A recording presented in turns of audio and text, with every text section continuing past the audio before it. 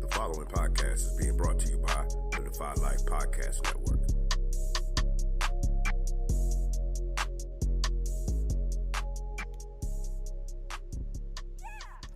This week on the Defy Life Podcast, we welcome a new co-host and we have a special guest. We talk about student loans, Taco Bell racism, the NBA playoffs, and as always, we answer some listener questions and wrap things up with some trivia. All that and more.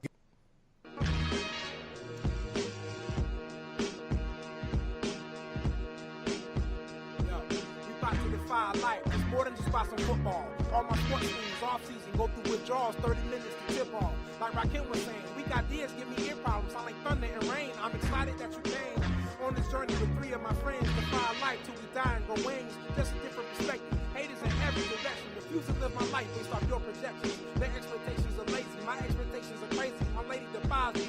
Koozie, Brown, Brady, Jordan, LeBron, Aaron, Bonds, Mayweather, Ali Foreman. You get the picture, greatest ever born. I attack without warning. This is not around the horn. The other shows whack, a lot of yawning. You really want to be the best, got to pay the price. We make winning look easy. Welcome to Defy Life. Defy Life.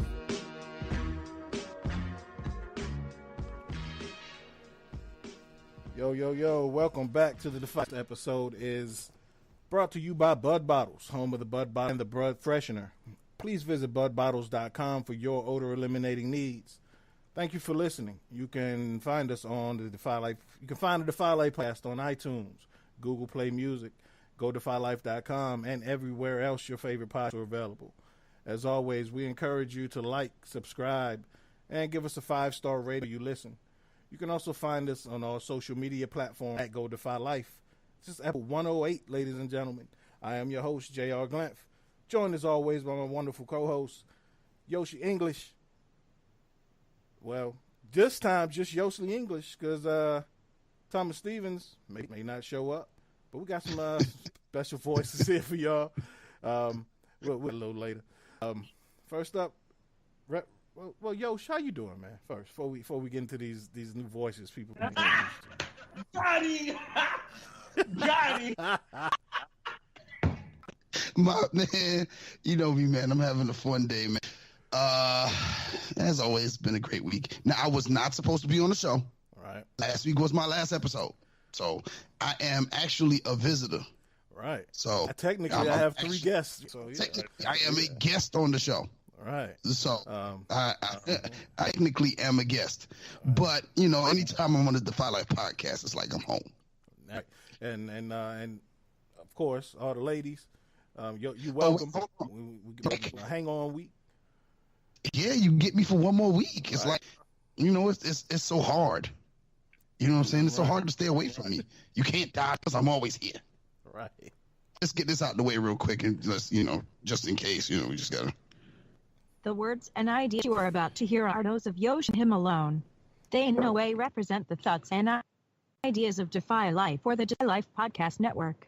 You know, you gotta run that just so everybody know before I start talking. But bring the other people in. All right. Well, without further ado, Regular Scott, how's it going today, man? I'm good. I'm not gonna lie. I feel like my first All-Star game. Like I got selected. You know, I made the cut. So I'm a little nervous. I'm not gonna lie. You know, I got a little bit of jitters. Once I get the ball in my hand and I start rolling, I'll be good to go. Well, Scott, this one's man. Welcome to the show. You know, welcome to the show, man. I appreciate that. And Yosh, you know, I was kind of waiting for the little boys to men. It's so hard to say goodbye when you was, you know, talking about the ladies and stuff. You was talking about last week. I gave it to him last week. I gave him all my goodbyes. I said goodbyes, but I'm back. Right. You know, I'm back. Hey, I'm glad you're back because I don't think we've had a show. We've done a show together. We did a 10 spot. Oh, we did do a 10 spot. That's right. We did do a 10 spot. And I've been meaning to get on the DC show, but every time I go, okay, I'm going to be ready. And then y'all start talking about some shit, and I'll be like, I'm not ready. Hey, it's not fucking ready. Just consider yourself V's in those moments. Here's the thing.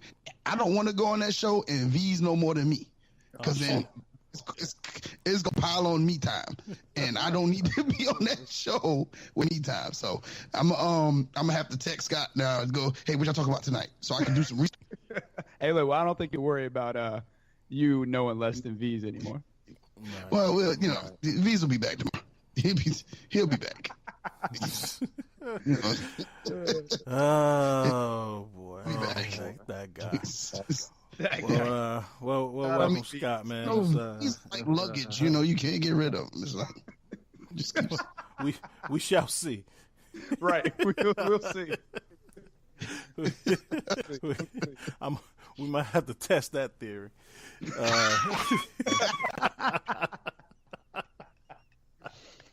Oh snap! Are we taking bets on it too? Oh man, we can do it over under. What's the over under? I give it under on this. Say a week. I give it a week. Give it a week before you back. I'll take on that. I say the summer. I think he'll come back like when football season come on. Of 2021. Oh my God. I don't know if Uncle Oz will have him back after that point. Yeah, 2020 might be a whole new show. We might have Take a Knee, Marvel, Take a Knee, DC, Take a Knee, Marvel versus DC. Right. You know what it is, man. It's some fucking golfers, man. It's that singular mentality dealing with teammates and shit. Hey, it's the height of the golf season too. Right. You already know what we might end up talking about golfers later. Right. Golf and hopscotch, all that shit. You ain't got no teammates, man. So dealing with teammates. Anyway, man, I don't want to leave our last voice on hold for too long because I know he itching to talk. West Coast Jay, how's it going, sir? Yo. Oh, yo, the real is back right now. What up with money? You know what I'm saying? Oh, wait, no, hold on. That ain't me at all. What up, Yoshi? That's your brother. What's good with y'all?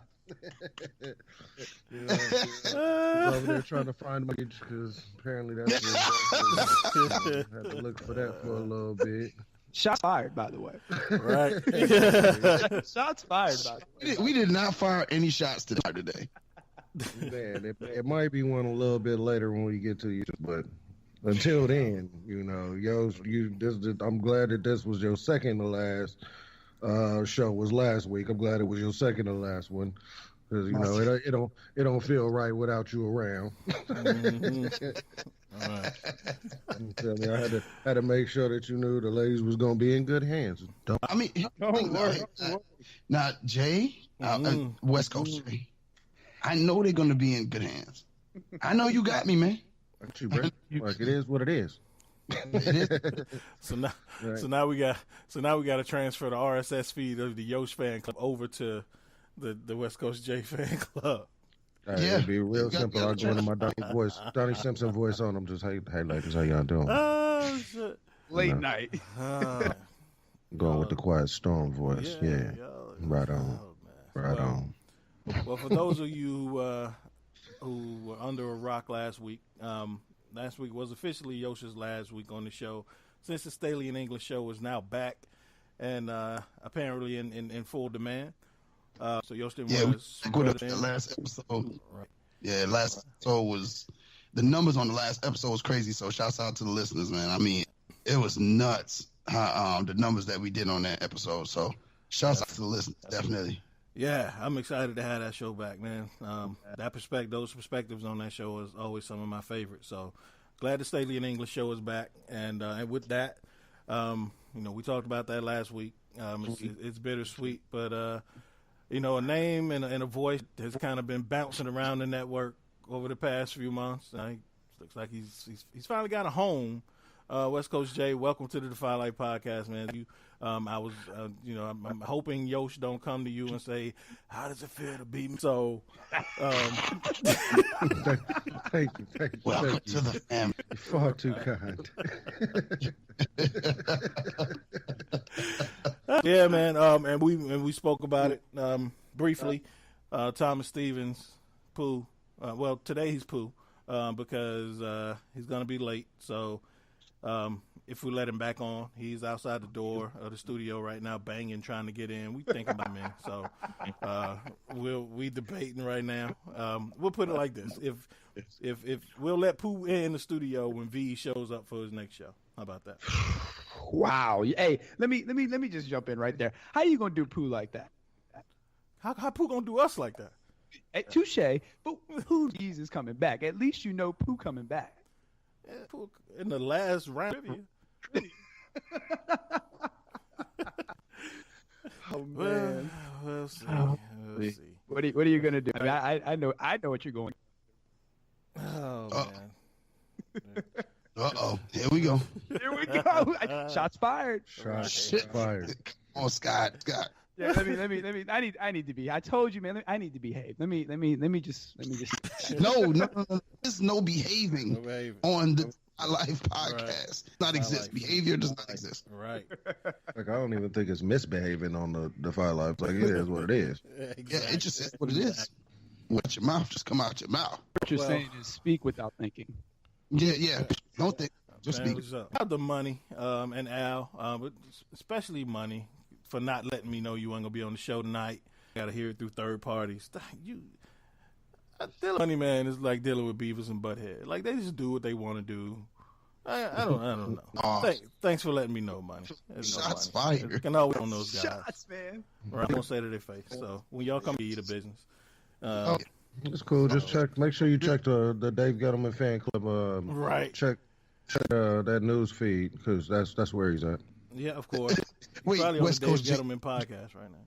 Do it for me one time, West Coast. You got to do money. Oh yeah. All right, hold on. You gotta give me the run in. Give me the run in. Gotcha. You know, it's for the man bunny. You know, yo. Young fans, Gorilla's back. 2 for Tuesdays. You know, everybody out there. I hope everybody doing well. Yo, how y'all week going? Come on, man. That regular. What up with regular Scott?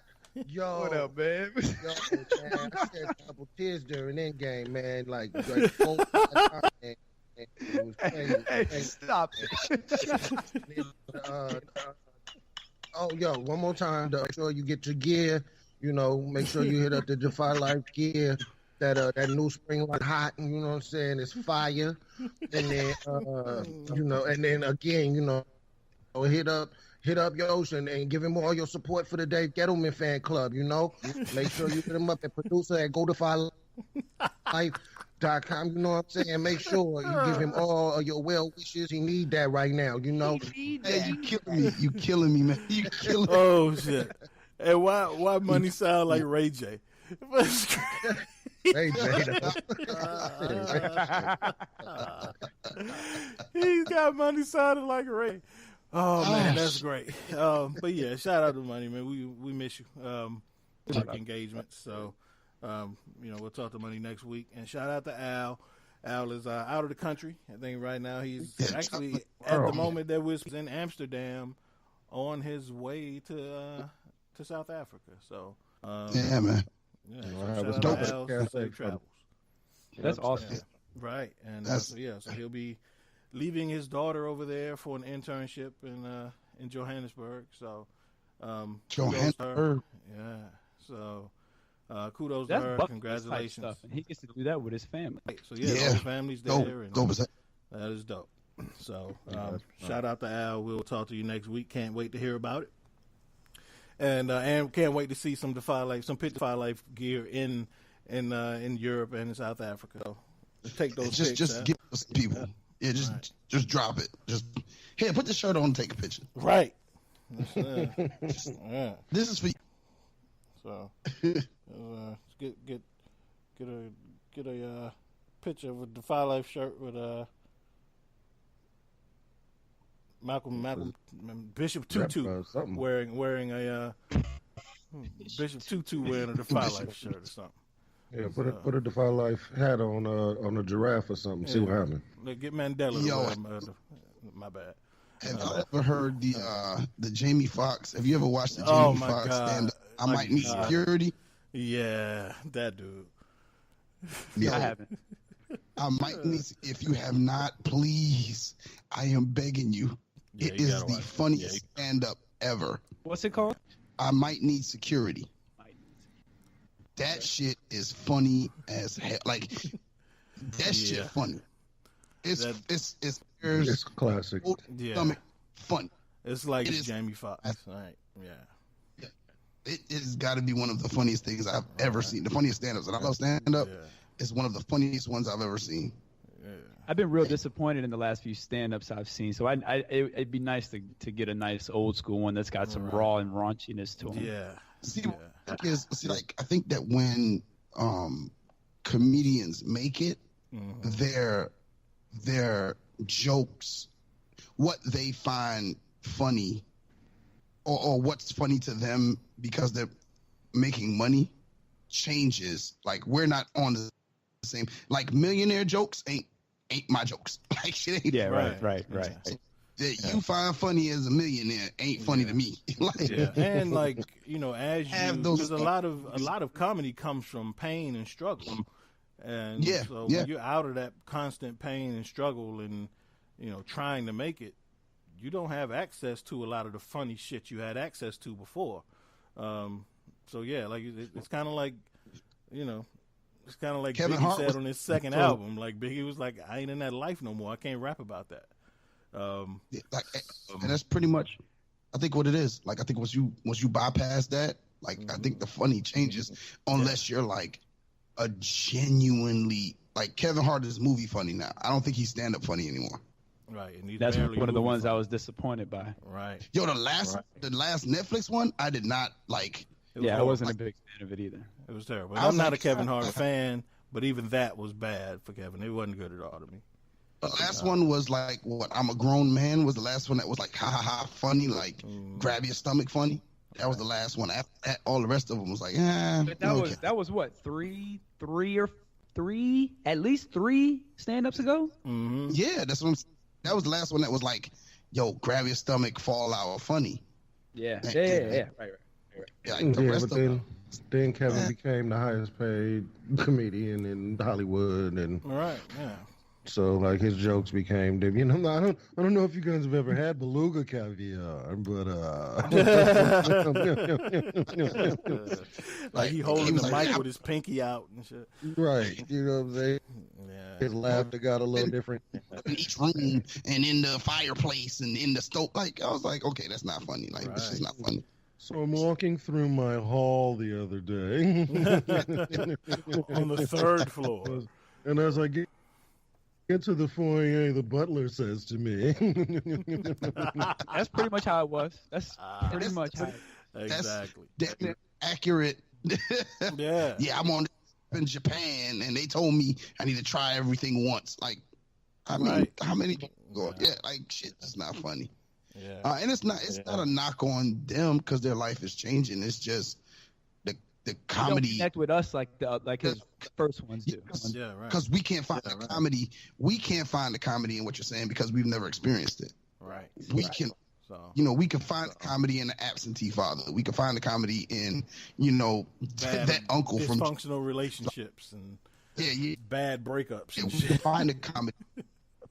Exactly. Comedy is a lot like music. You connect with music and comedies that you can relate to. You can. Oh, you know what? I know exactly what they're talking about. Oh, I've definitely seen a person like that. Right. It's all the same. You got to have a connection to it to really be. And once you get invested, you're all in on it. You're all in on it. Yep. Yeah. So I mean, it's just those things. Well, at the rate we're moving, in 5 years, Defy Life will understand your jokes again, Kevin Hart. We'll be able to understand rich folks' jokes. So let's keep this train moving. Oh, I'm with that. I like where that went. I like that twist of this. Right. Speaking of which, we got some. Let's do some house cleaning. So we got some new patrons. Last week we didn't have any patrons to announce. So I guess y'all heard my cries. Literally, I was crying because I was afraid Kim was gonna get me. So. We got 4 new patrons this week. Kim do not play. Kim don't play with Patreon, man. So thank y'all. And Yoshi will be proud of these first 2 names. We got Amir and Edison English as patrons now. My boys. No Look at doubt. that. Look at that. Yeah. My boys. Yeah. We have McKinley Hagens and Marley Suber have also become patrons. Okay, so, McKinley. all right. All right. So, all their names have been added to the Defy Life Patreon Wall of Fame at GoDefyLife.com. And you also have access to all the exclusive content on Patreon. And we got some more big things coming. So, thank y'all for jumping on this ship and for all your support, because everything that we do is for you and because of you. So, thank you all for your support. Yep. So let's jump into these news tidbits. Wait, Jay, before we get into that, I just wanted to play a little. Give me about a minute to play a little something. Okay. It's for my man Big. Oh, no doubt. Happy birthday, Big. I was Happy a huge, birthday, Big. Absolutely. I was a huge Biggie fan, huge Biggie fan. So I'm gonna play a little something for him real quick, just as only I could play. Yeah. Daddy gives a dick. Like that, mommy? Like that, mommy? Yo. Daddy, how you doing? This is Saeed. I was thinking about you last night. You acting like you can't call me no more because you're busy and all of that, but you trying to tell me it wasn't good? That shit is real fucked up what you did. I hooked you up with my girl and shit. You fucked her every time you see her. You don't say shit to her, you know what I'm saying? And all that bitch do is call me all day talking about you. I fuck Big, don't want. I done had a call like that. Yo, Big, this is Quita. Kenya told me she saw you and Shane anymore, and I know you ain't fucking. You fucked with me last night. That's my best friend, and we get down like that. I never call like that. Yeah, motherfucker. I was waiting outside for your ass like a fucking hour. I don't know what's going on. Motherfuckers trying to rob me. You be disappearing shit. I'm waiting in the cold. What the fuck is going on? When you get in, give me a fucking call, alright? When it comes to sex, I'm similar to the Thriller in Manila.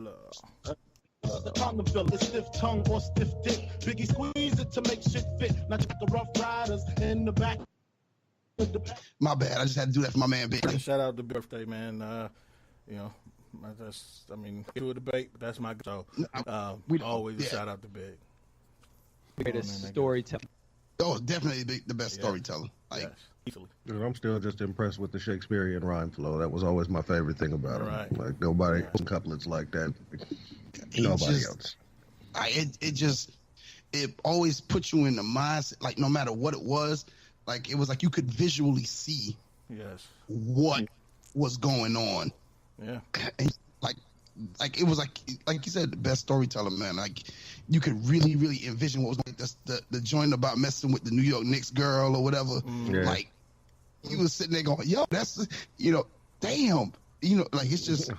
I'm like, you better talk to him before the shit put a spark to him. Yeah, and like to this day, like I have you lose a major part. like I have like visions of look like in his stories, right? So out of my head of what Dog Kane looks like. Like crackhead Lorraine. It's just the visuals. You're right. So the dude definitely had a gift, man, and the music. Oh man, listen, you could play that in the club right now, and people will be popping and moving. Because I just think that certain music just trans time, and Big's music it's gonna be played for forever and ever, man. He was one of those guys, man, and it just. Like the fact that, I make a statement all the time, and I know people don't agree with it, but there's a lot of people, rappers from Brooklyn, that if Big was still alive, would not have made it. Like legitimately, Biggie killed Craig Mack's career. Oh, absolutely. Craig Mack I think Puffy did the wrong thing by Craig Mack the same time he dropped Big because he killed Craig Mack's career. And Craig Mack was actually good rap. Yeah, like Craig Mack's album was Craig Mack's album was pretty straight. Right. Like I rock it right now, making moves Puff. That's my shit. But you know what I'm saying? Like the fact that you was out and people fail to realize I love Jay-Z, but he wasn't hitting until really hitting till Big died. Career after that. So I agree with that, but I do think I don't think Jay would be where he's at now all time. I do think Jay would have made it though. No. I'm not saying he wouldn't have made it. I agree he would have made it because Jay's good. Jay is great. Talent is talent. Talent is talent. But Big had he was so good. He was so good that great people looked regular. I don't disagree with that at all. I agree. Right. Like all of those guys looked regular because like no matter who you were, if you was a party dude, there was something for you at the club. If you was a thug nigga, there was something for you to listen to. Like he hit everybody. And so there was nowhere for anybody else to finagle. There was no niche for anybody to get into because Big was covering it all. That's a good point. And he had the ladies covered. Yeah, and the ladies. You know what I'm saying? That 112 shit, like sky is the limit, and you know it's. I mean, like you just can't. You couldn't. And for him to only have 2 albums, shit. Like yeah. I mean, it's just another thing I'll give Big credit for that Jay-Z absolutely failed on is introducing and bringing along other rappers who became stars. So he built a legacy in that short time. So, you know, when you look at, you know, even look at Lil' Kim, she was the hottest rapper in the world at one time. You know, you look at the Locks who came up after Big. You know, Mace. You know, Jay-Z.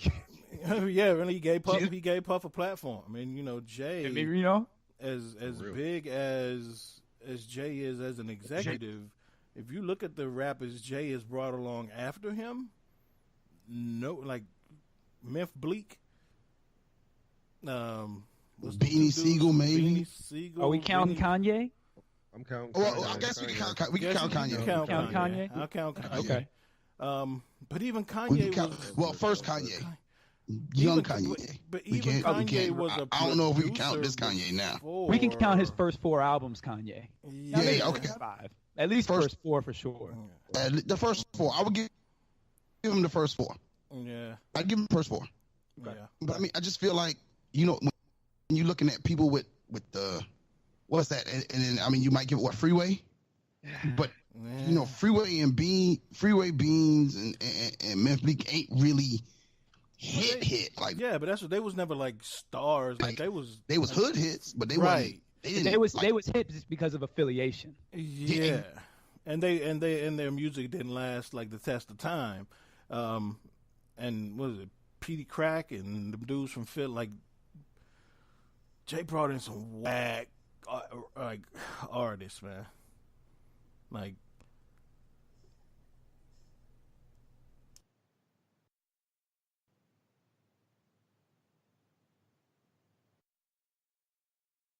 I don't know where we stopped.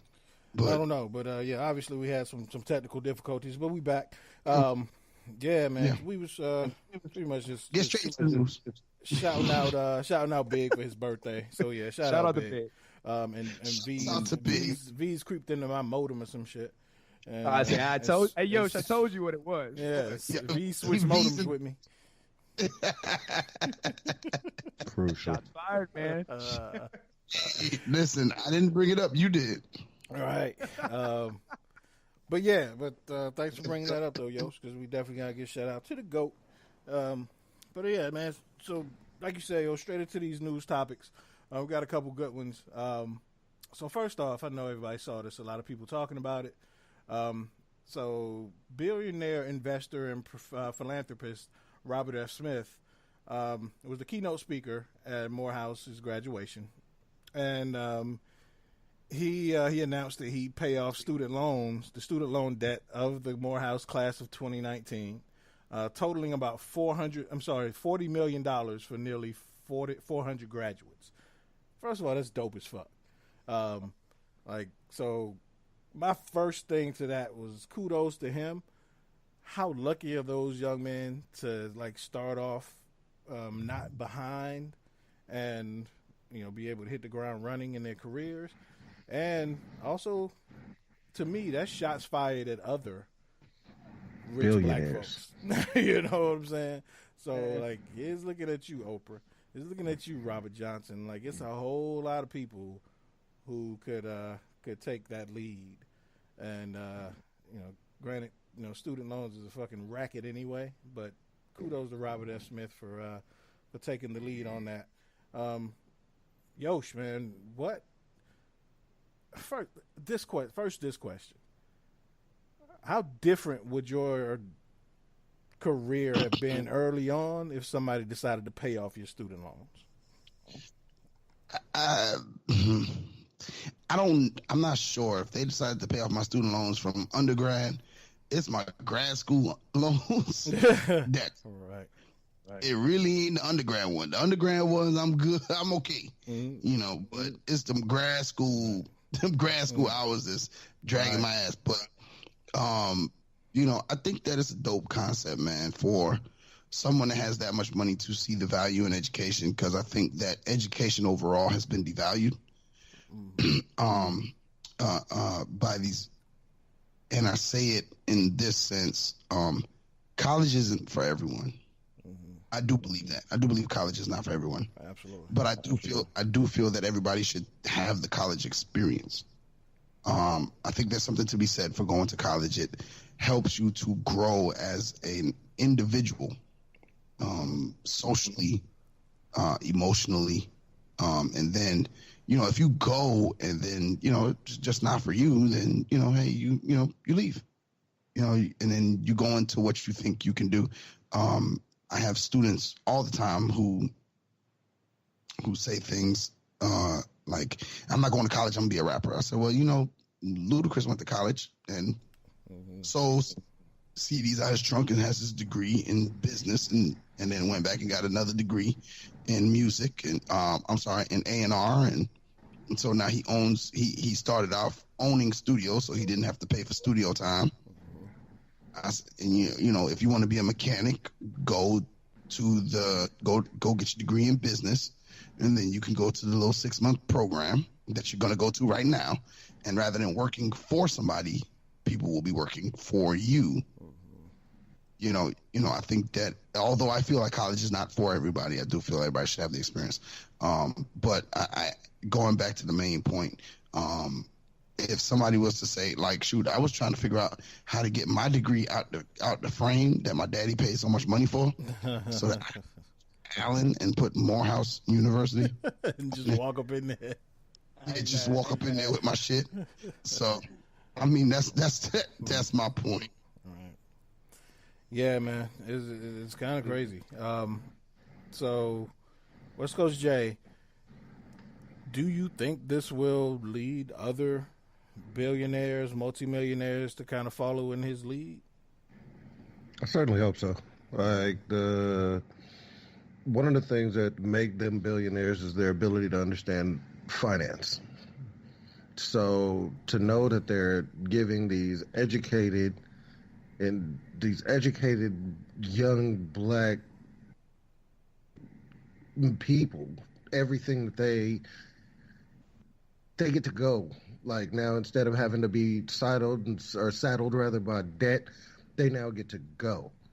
So to answer your actual question, though, because I just went all the way around that one, but yeah, he threw down a gauntlet. Like, Oprah, I'm gonna need you to, step up and do something like this. But at the same time, we also need to understand that that's 400 total of all of the college graduates. They won the lottery just now. So it's not something that can happen every time. This was a complete total. These kids have a right place, right time. Like, they get to start because that's what opportunity is, that they were lucky. Mm-hmm. They were just in the right place at the right time. They put in the work. They got their degree. They did these things. And then he erased everything that could have been a burden financially, immediately. Yeah.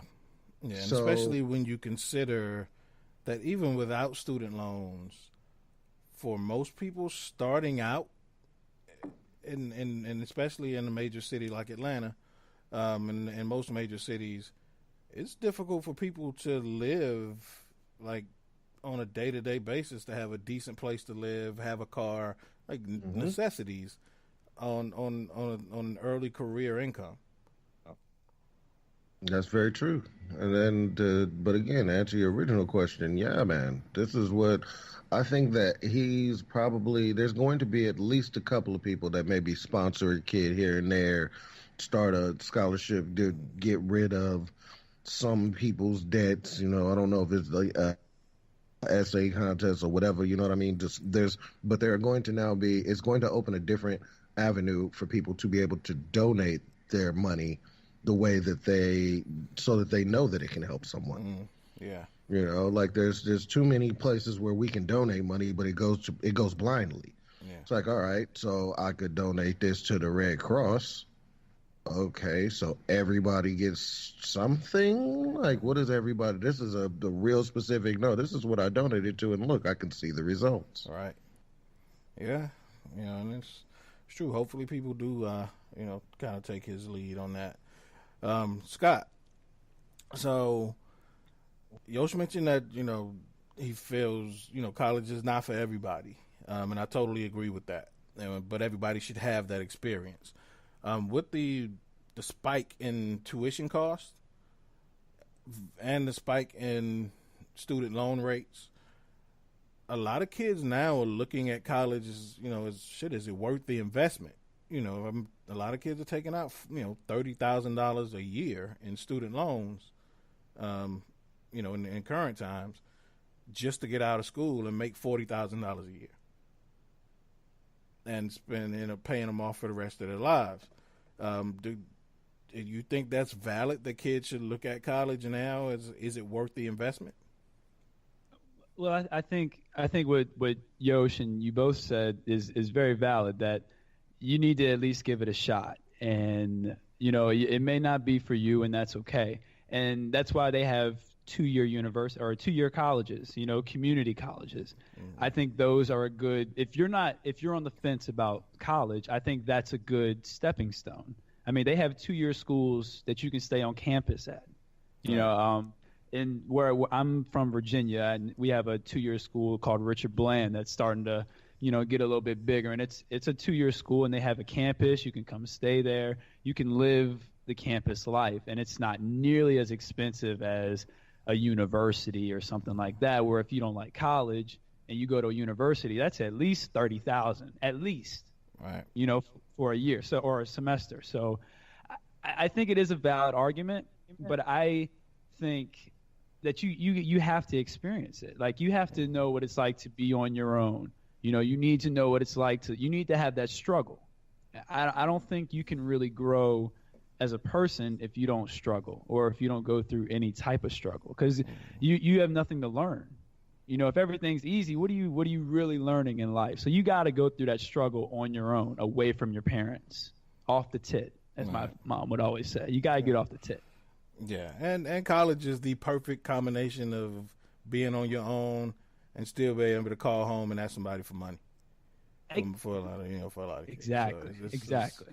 So, and, you know, just the relationships you build, you know, of course, the outside of the in-classroom education, the life experience, you know, learning how to deal with different people from all different kinds of backgrounds. It's a lot of things that, you know, of course, you can get from the college experience. And hopefully, you know, well, I don't even say hopefully, but unfortunately, it is a reality that most graduates get out of college and can't find work in their field. So hopefully that changes. Well, I think that goes back to kind of my point about the 2-year school. Mm-hmm. You know, that's where you need to figure out. That's why I think those are good. It gives you an opportunity to kind of take some basic courses, you know, feel your way around different things, see what you're interested in, so that way you don't end up going to school for something that, you know, that you can't find a job for. Like, your main objective when you go to college should be to find something you love, obviously, but you need to make sure you can provide for your family. Right. You know, man or woman, you need to be able to provide for your family when you get out of school. Like, that should be your objective with completing school, is to be able to provide when you finish. So I think again, I'm a big component of the 2-year school, because I just think it gives you the opportunity to kind of have a trial run, like you said, and still be in a position where you can be like, hey, Mom, I'm a little behind. You mind if I get a couple extra bucks, or can I come home and do some laundry? Just something like that. Yeah. So, but at the end of the day, man, very huge gesture. We are always pointing out when people doing dumb shit, and we calling people on there. We always say, what we say, Yosh, niggerish shit knows no color. It don't know no color. So it's good to see when somebody does a genuinely great gesture like this to reach back to and help an entire group of people. So shout out to you, Robert Smith. That's dope. Hey Jay, you know what? That's a great point. I think it's really good that you brought attention and light to a good situation like this, with somebody just doing something out the kindness of their heart. You know what I mean? Like, just a good story, a good headline. Like, how much of the news when we watch or listen, 90% of it is usually something bad. There's one good headline in a news show. You might get two if you're on a good day. Yeah. So well, unfortunately, we only got one.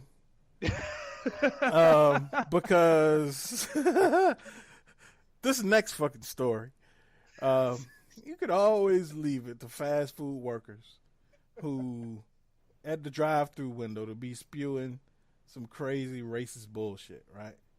Like, we've seen this in like Wendy's, we've seen this in Starbucks, we've seen people who are supposed to be working with the public and working for the public and have these great people skills get triggered by some shit that don't even affect their lives. And these are the reasons why people come through drive-thrus and say, bitch, shut the fuck up and make my sandwich. Like, that's why people get attitudes with, like, people who work with the public who don't know how to deal with the public. So there's a Taco Bell employee in Missouri who got triggered by a Muslim customer. Yosh, you got the audio. Yeah, I got the audio for you. About to play right now. Yeah, so check this out and we'll talk about it. Somewhere, I want to tell you, like, it's not what you think and what you see in the news. Those people, we don't follow those people. Those people are monsters. Those people are disgusting. Those are the people that make the religion look bad. Right now, until you call me and use my mind, Muslim motherfuckers can suck my dick. That's how you feel about me, though? My country. They killed thousands of my people. See, that's what I'm trying to explain to you. You need to change my mind. And I'm not going to cater to you. You're going to cater to me. Because this is on my territory. And I understand. But I'm an American, just like you. Just because of how you believe, what you believe and what I believe. You find a woman. What's your belief? I believe I'm a Muslim. I'm not perfect. Nobody's perfect at their religion. So you believe that a woman should bow down to you? And I would never believe that. Women have equal rights as men. That's what God says in the book. That's not Muslim. See, Muslim and whatever religion you're thinking Muslim is in your head is not what you believe. Anyway, it's not the same belief. To get you we get counted. Like, your car's getting counted on a timer. So, but hit me up on my phone. I'd love to talk to you about this because. All right. First of all, is that bitch drunk at work? I think she's drunk at work. She gotta be drunk at work. She sounds drunk as fuck. She on some shit. That can't be real. No, if you listen, she was like, "Yeah, I retracted." It's like, bitch, like that ain't the word you. be using. Right. Yo, so this is what gets me, because it's so much, and we hear this shit a lot in these rants about, from bigoted individuals, right? And so it's these key phrases that, and these tropes that they always go to. First of all, it's my country. And then it's, they killed thousands of my people. So I'm to address that first.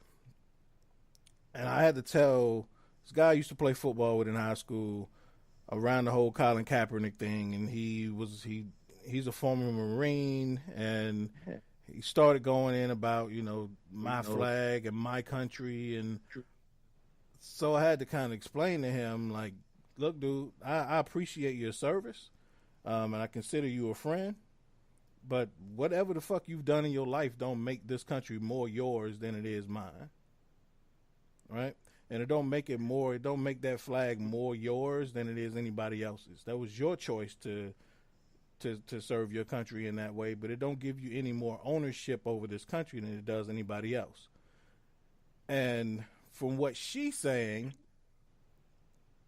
her whiteness gives her more ownership than this country over anybody else, which is bullshit. And then two, to pull they've killed thousands of my people just like blatantly omits obvious history in this country that she's not willing to address to fit her narrative. That's the bullshit that I'd like draw the line at, and I ain't even trying to have a conversation with you. Bitch, shut up and make my sandwich is where I'm going after that. Yosh, what the fuck? That's my question. I'm sorry, man. Yosh, my bad. I'm sorry. The only question, what the fuck? Like, that's my question. Like, that's just what the fuck. This racist ass bitch done goddamn did some, I don't know, man. And then if you see her picture, like, she looked like an uneducated slob that just sit in her house that don't know no fucking better. And like, really, like, I don't even think she had, like, the fact that, and I will say this, I put a little bit of the blame in the guy's hands, because he could have just took his food, paid for the shit, and got the fuck on. Yeah. But he kept, to a certain degree, egging her on. I guess he had an ounce of her ignorance and just continued with her shit. Yeah. But, like, to me, like, she's an ignorant ass cracker. Excuse my language. I'm sorry. It is what it is. Nigga shit knows no color, man. It is what it is. Nigga shit no color. Right. And I just feel like she showed her, like, killed thousands of my people. What are you talking about? Like, at this point, you just sound stupid. Yeah. You know what I mean? Like, there have been terrorist attacks, and there have been this and there have been that. But at the end of the day, for you to be in America and to have those particular views shows how fucked up you are. Like, because if you are knowledgeable about the Muslim faith, you would completely understand that there are things that they don't do, and the people that are doing these things, these terrorists, are extremists. Right. If you were educated on the Muslim faith, which a lot of people aren't. So I mean, to me, she's just dumb as shit. Like, I can't even, like, I wanted to make a joke out of her shit, and I just can't. Like, I can't find the funny shit in her ignorance. No, she made a joke. She did a very good job of making her joke out of herself. She did a good job. She woke up this morning as a joke. She is a joke. Right. And now she don't have, like, I think further on it says, she told the dude she was a manager, and the real manager comes up and says, yeah, she's a manager in training. Right. That is manager. Like, and now you nothing. And so you at home. Right. You got fired from Taco Bell. Like, how low can you go? Right. I guess being fired from Wendy's. I guess. I don't know. Right. I don't know. Are we ranking Wendy's lower than Taco Bell? Hell no. Is Wendy's Taco Bell? No. Wendy's is better than Taco Bell. I can't $5 box is boss now. I had that today. The 4 for 4, you can't beat that. Relationship status, man. And this May 20th. Wendy's got the biggie bag. Wendy's got a biggie bag, man. Does have the biggie bag. So I guess, yeah, Taco Bell. No, McDonald's then. McDonald's got to be the low end then. I could give you that. I could get with that. Yeah, I could give you that. Yeah, because they burgers still pressed. So yeah. Yeah, but I know what's lower than all them shits. What? Unemployment. And that's where that bitch is at right now. Unemployment is lower than all them shits. Oh yeah, she is there. Hell yeah. I don't know, man. Yeah. So Scott, I know we talked about this before. And I know you always say. I was about to say that the one thing that made me laugh out of the whole thing is, what changed my mind? Right, yeah. You can take my number. Right. Yeah, you can call my phone and change my mind. Because it sounds like she's really open-minded to have a conversation. My question to that becomes, are you actually willing to listen? Because you didn't listen at all to any of the things. Right.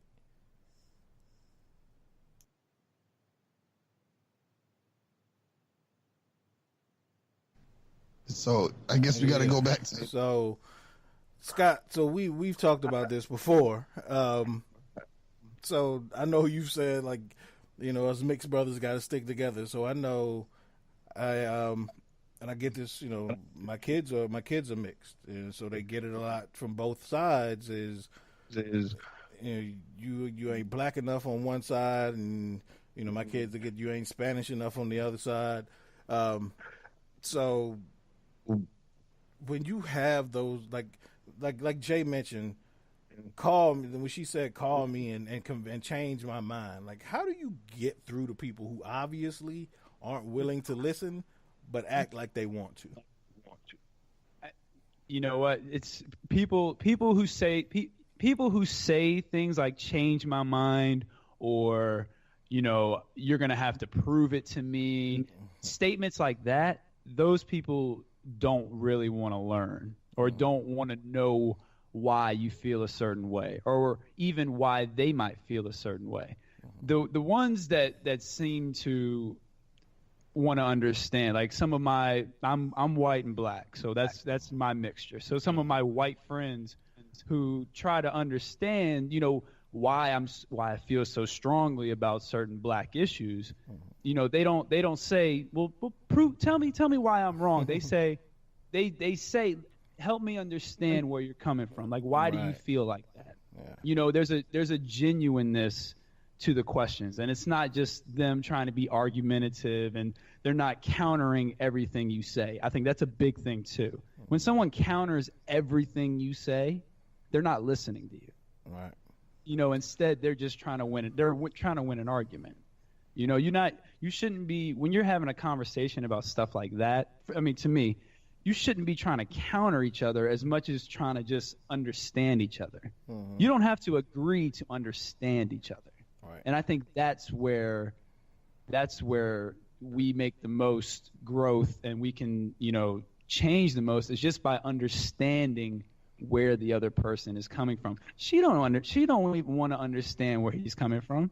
She already had that dude pegged for clearly what he's not, but she had him pegged off of an image she's seen on TV or the news. But Scott, are you going to Taco Bell drive-through for intelligent discourse on the, what is that what you do? Let me tell you this. If some ladies tried to get snippy with me about race at Taco Bell, I would chuck the deuce and keep it moving. In the Taco Bell drive-thru? I'm not paying that. I'm 100% with Jay on that first one.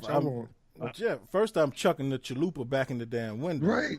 No. I'm keeping the food, and I'm getting my meal for free, though. I'm definitely pulling a Captain Marvel and going to ask for the manager. Right. Yeah. That's hilarious. But yeah, and like you mentioned, Scott, the wording of that, and you're right, with everybody who uses those phrases, change my mind or prove me wrong, just that wording takes the responsibility completely out of their hands and leaves it up to you to change the situation. And so they don't even want to take responsibility for the conversation. They just saying to you, change my mind. And Scott, we talked about this before too. how the fuck you go insert yourself and your opinion into something and then say, oh, no, I don't want to talk about this no more? Like, how the fuck are you gonna say, "Yo, this is how I feel about it," and then when I say, "No, let me talk to you about this," then you come and say, "Sorry, your car is being timed. You got to get the fuck out of here." It's like you said, Jay. If you're gonna have a strong opinion, you got to be ready for some backlash. Like, you got to be ready for that. Exactly. I don't know. She wasn't ready. In the words of Kevin Hart, she wasn't ready. I wasn't ready. Right. Well, I know. I'm going to Taco Bell for my intelligent discourse going forward.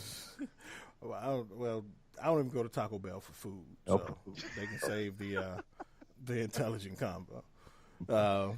So. Hey, Taco Bell ain't bad at 12:30. Hey, Taco Bell used to get me through some rough nights at 1 o'clock. Yeah, but that was before like you knew better.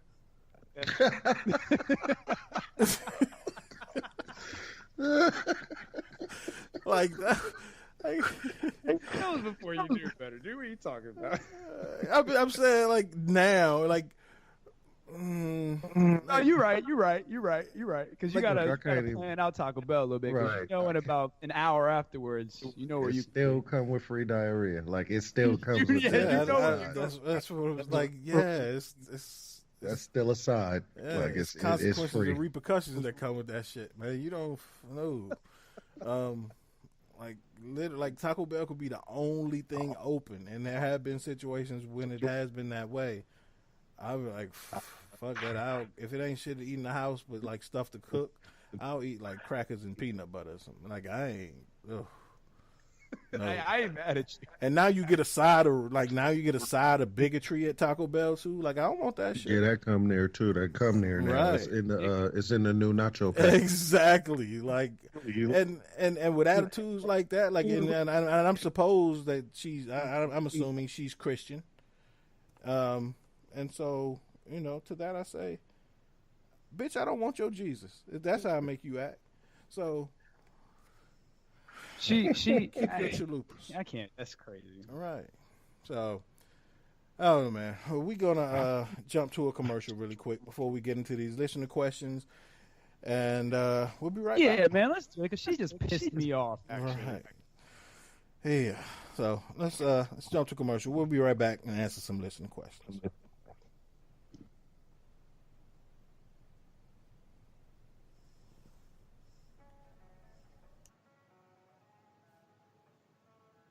What's happening, world? Y'all excited to see this cold weather gone?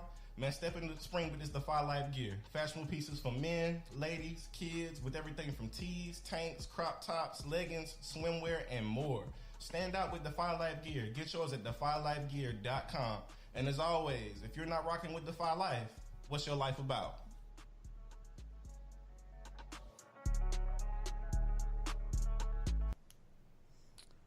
Welcome back to episode 108 of the Defy Life podcast.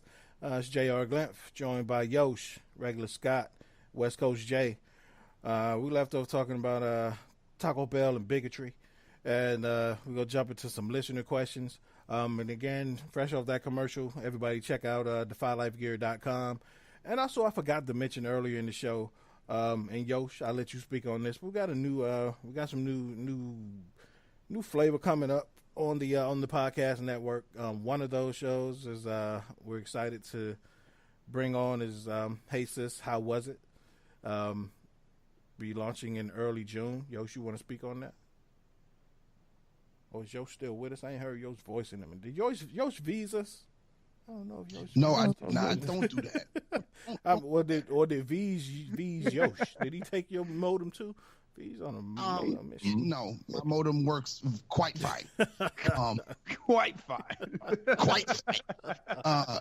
But nah, man. Hey Sis, How Was It is a podcast where our sis, she basically tries out and patronizes black businesses, and she gives us her reviews of whatever it is that she has tried, whether it's a restaurant, a soap, dish detergent, whatever it is that a particular black business has done. She tries it out, or visits, and then she gives us her review of it and what she thinks, whether we should patronize it or whether there's some things that they could do better. It's actually a dope concept, and her pilot episode was extremely impressive. So that's good. And then we have a show coming out called On the Record. It's two young guys who are talking about music. Thales and D Nice. D Nice is a rapper and Thales is a producer. It's two young guys talking about current albums and just music news and stuff like that. Stuff that's not on the network currently. So those shows should be dropping. I know Hey Sis is dropping early June, and On the Record should be dropping early July. All right.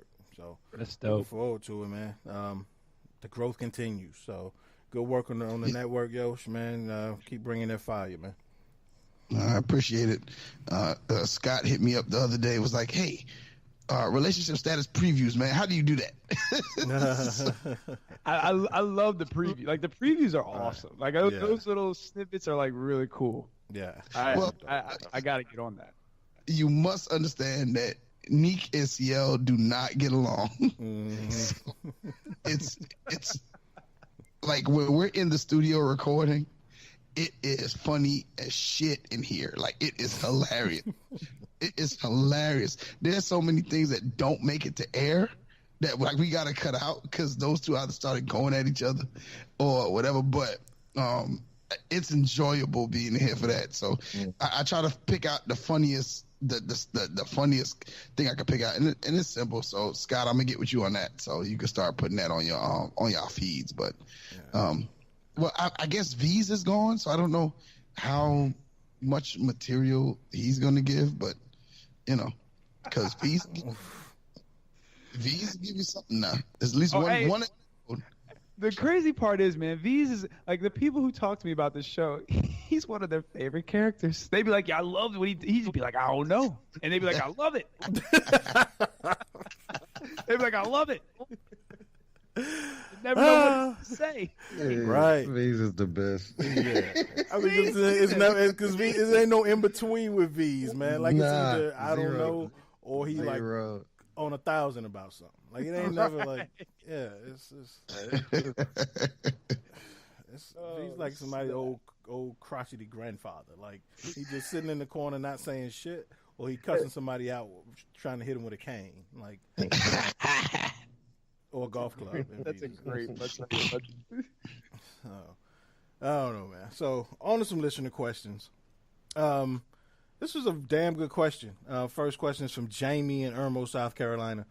Shout out to you, Jamie. Shout out to Irmo. This might trigger some things in some folks, because and especially if Pooh was on here, I'm sure it would trigger some things in some folks. So, first question. I'll start with you, West Coast Jay. Jamie wants to know, what is the biggest myth in all of sports? In all of sports, man. So I had to think about this one for a while, but mine is probably it's going to be an unpopular opinion here in North America, but soccer is boring. I think that's a myth. Really? I did 100%. Like there's. Stand your ground. Please explain to me. Change my mind. The numbers. Change your mind. Prove me wrong. Prove me wrong. The numbers all around the world. Like when you travel, you start to see people doing things that are native to them, things that they like to do, and you go around the world. Like it ain't hoop courts, it ain't tennis courts. It's kids in the street playing with a ball, kicking the ball around. The world enjoys the game. America just does it. Okay, so I would counter that by saying popular does not equal interesting. Right. And I would counter that by saying, but if you don't like it, the things that you don't like about it, are what? It's low scoring. Okay, great. We have football for scoring. We have basketball for scoring. We have like they were designed specifically so that you can rack up points. Soccer, on the other hand, if you watch it, it's a beautiful dance to watch it. Like I'll never forget. I had a homeboy that was he was a soccer playing Dominican dude, and he was like, man, look, man, basketball players can run and jump. You know, football players are big and strong. He said, but man, soccer players can dance. And so then I started, I'm like, okay, whatever. Because I was with you, just whatever, man. It's boring. You can't do nothing. And then I would watch a clip or two, see Pele shake somebody real smooth. Like, okay, all right. I don't buy that. Messi with the Lionel Messi with the step turnaround kick.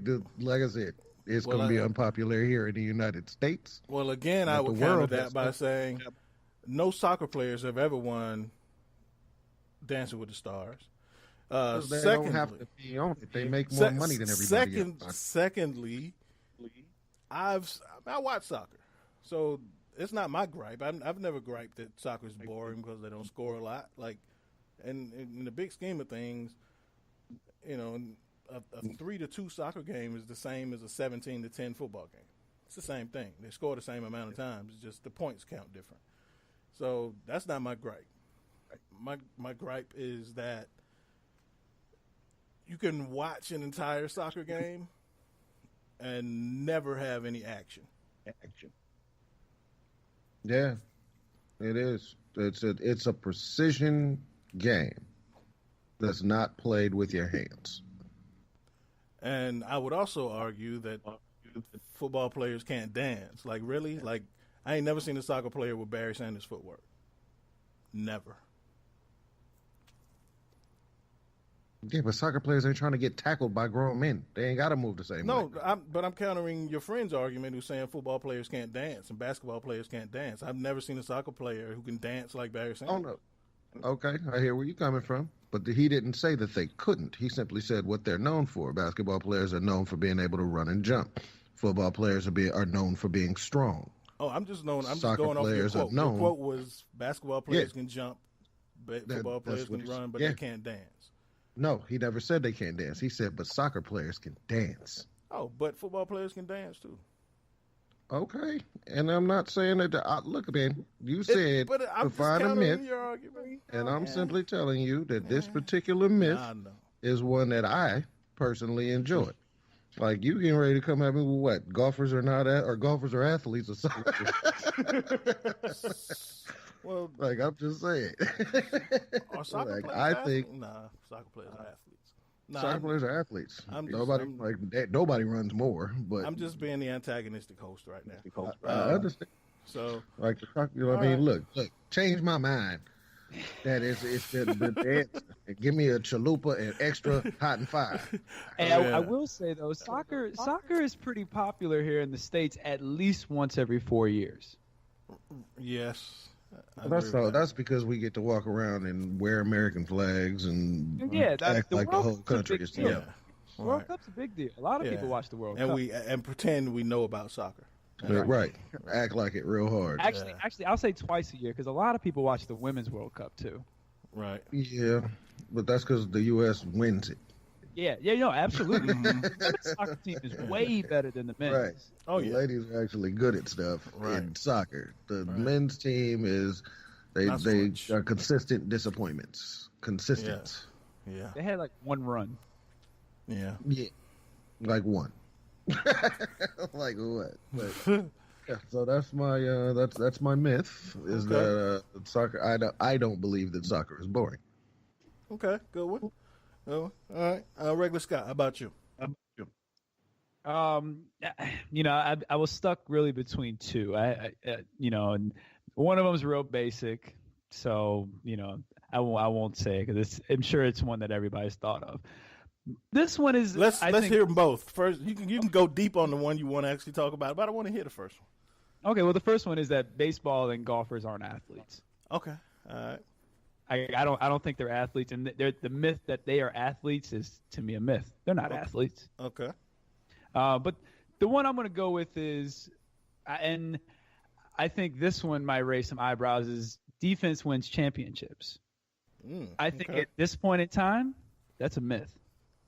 All right. And it's just in all sports. I don't. In all sports. Okay. I don't think defense is what's winning championships right now. When you look at what teams are winning, you being able to stop somebody is only going to help you so much if you can't score. Mm-hmm. So, in basketball, the Warriors play defense, no doubt, but it's their offense that makes them so scary on defense because you're like, I gotta score.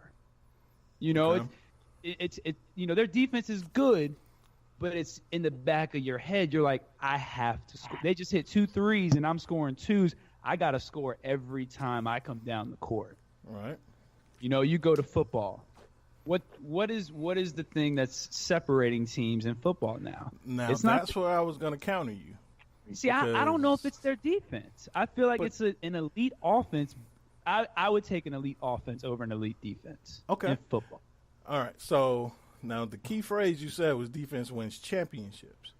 The saying goes, offense wins games, defense wins championships. Mm-hmm. Absolutely. We all watched the Super Bowl this year. The one that ended 13-3. Right. Yep. And the team that had 3 was the highest scoring team in the league. But when it came down to win a championship, defense kind of ruled the day. I in that particular case, I really can't argue with you about that. But let me ask you this, though. Do you think it was all defense, or do you think some of that was the moment that some of those players had never been in before? That could be a part of it, but that's not included in that cliche. Well, let me ask you this. Do you think the Patriots played great defense?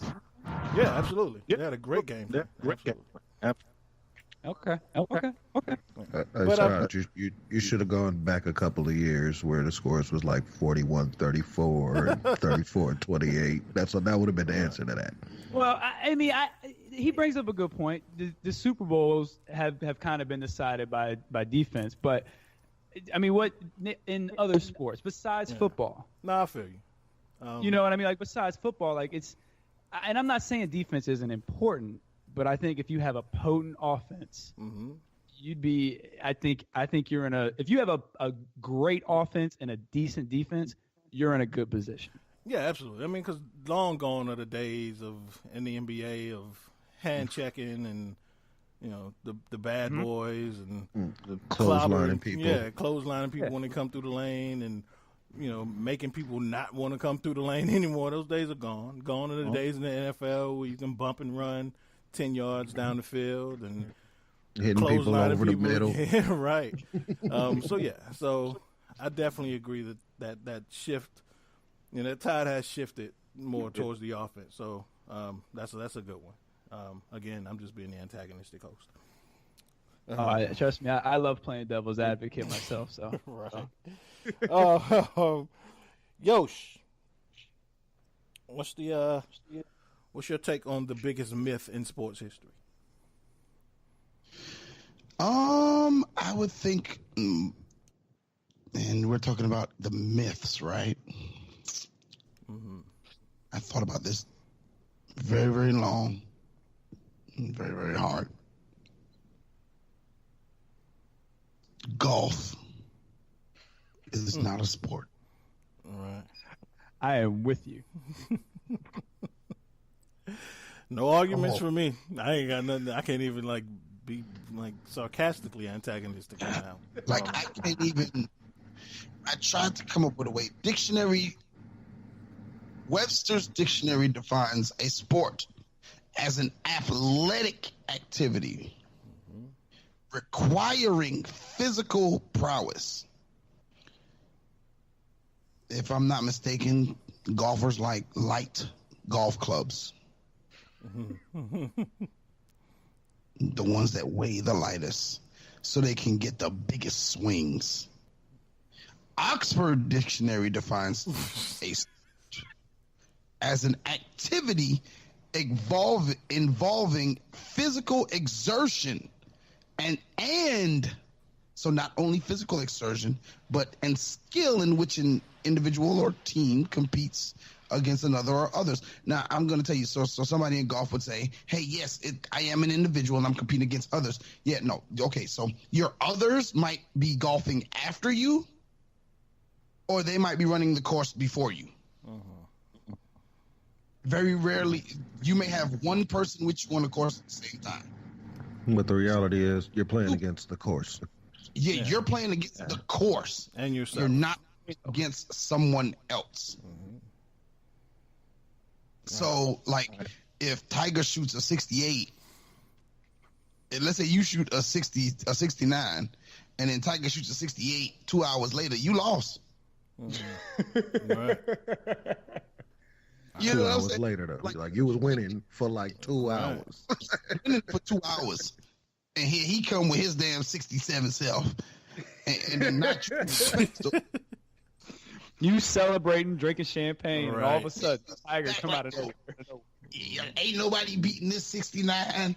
Man, fuck him. And then shit, here come Tiger with his shit. Right. That's what I'm saying. So I don't, and all the golfers can be upset. I feel you.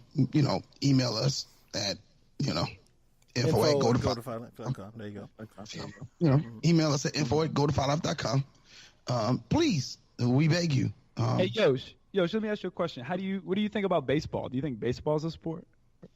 Now here's where I fit with baseball. I do think that baseball is a sport in the sense of, by definition, I tried to go by definition of a sport, an athletic activity. I do believe that baseball does take some form of athleticism when you put the running of the bases in, and skill.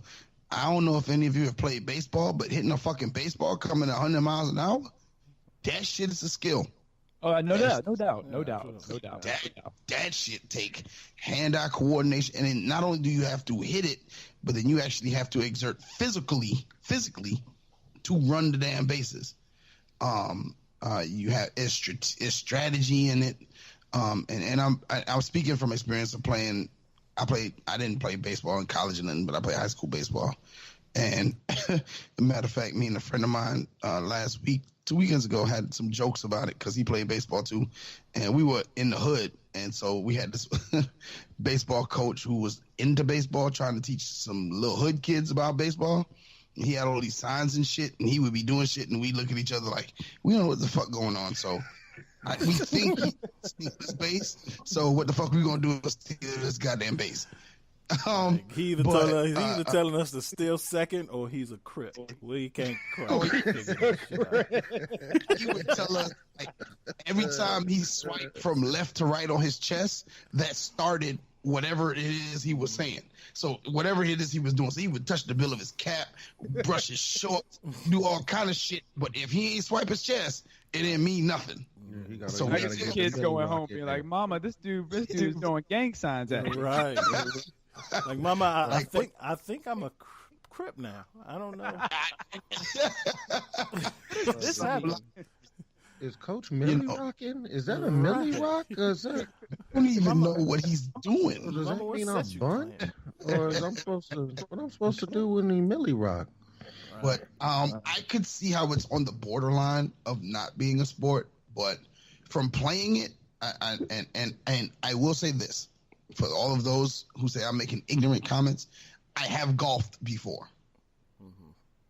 And shit, as long as you got a cooler full of beer, you're gonna have a good time, and your card is fully charged, you have the time of your life, and then you will have a good time. To be honest, you like the people that you're with. And then if you like the people you with, it's a wrap. Right. So because you're gonna have a whole lot of time to talk to them. You better like them. Yeah, you better like them, because half the time they drunk asses be missing the fucking ball. Right. So or going to look for it. Or going to look for it. Looking for it. Spent the most of my day looking for it. Right. I asked that because I do think baseball is a sport. I agree with you on that. Pitching, hitting, all that takes a skill. Even sliding into a base, there's a certain skill to that. You can break an ankle. You can snap an ankle real quick. Right. But I say that because I don't think you have to be an athlete to play baseball. It's not an athletic event. Right. I agree with that. I agree. You don't have to be an athlete. Right. No, I agree. You don't have to be an athlete, but I do feel like it is although it's an athletic, although it is a sport that takes some form of athleticism. Because shit, if you in the outfield, you better be a goddamn athlete. Oh, absolutely. You don't have to run. If you have to jump. If you at shortstop, you better be able to be an athlete. If you at second base, second base too. First and third and the catcher, them motherfuckers ain't got to move. But damn shortstop, outfield. Now, not even the whole outfield.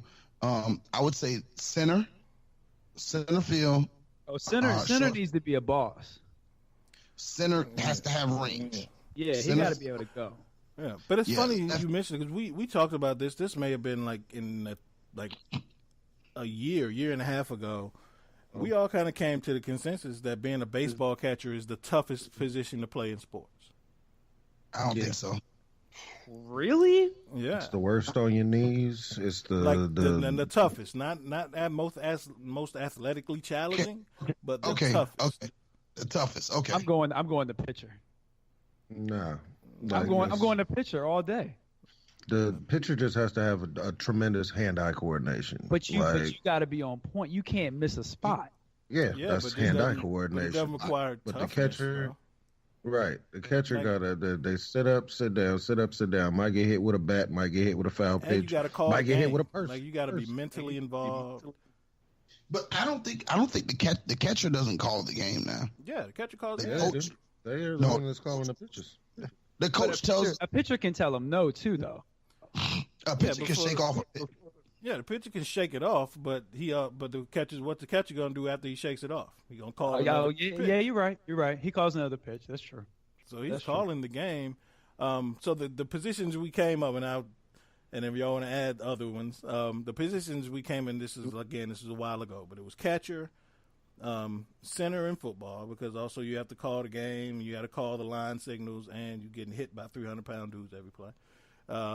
Cornerback, because you kind of out on the island against the best athlete on the other team.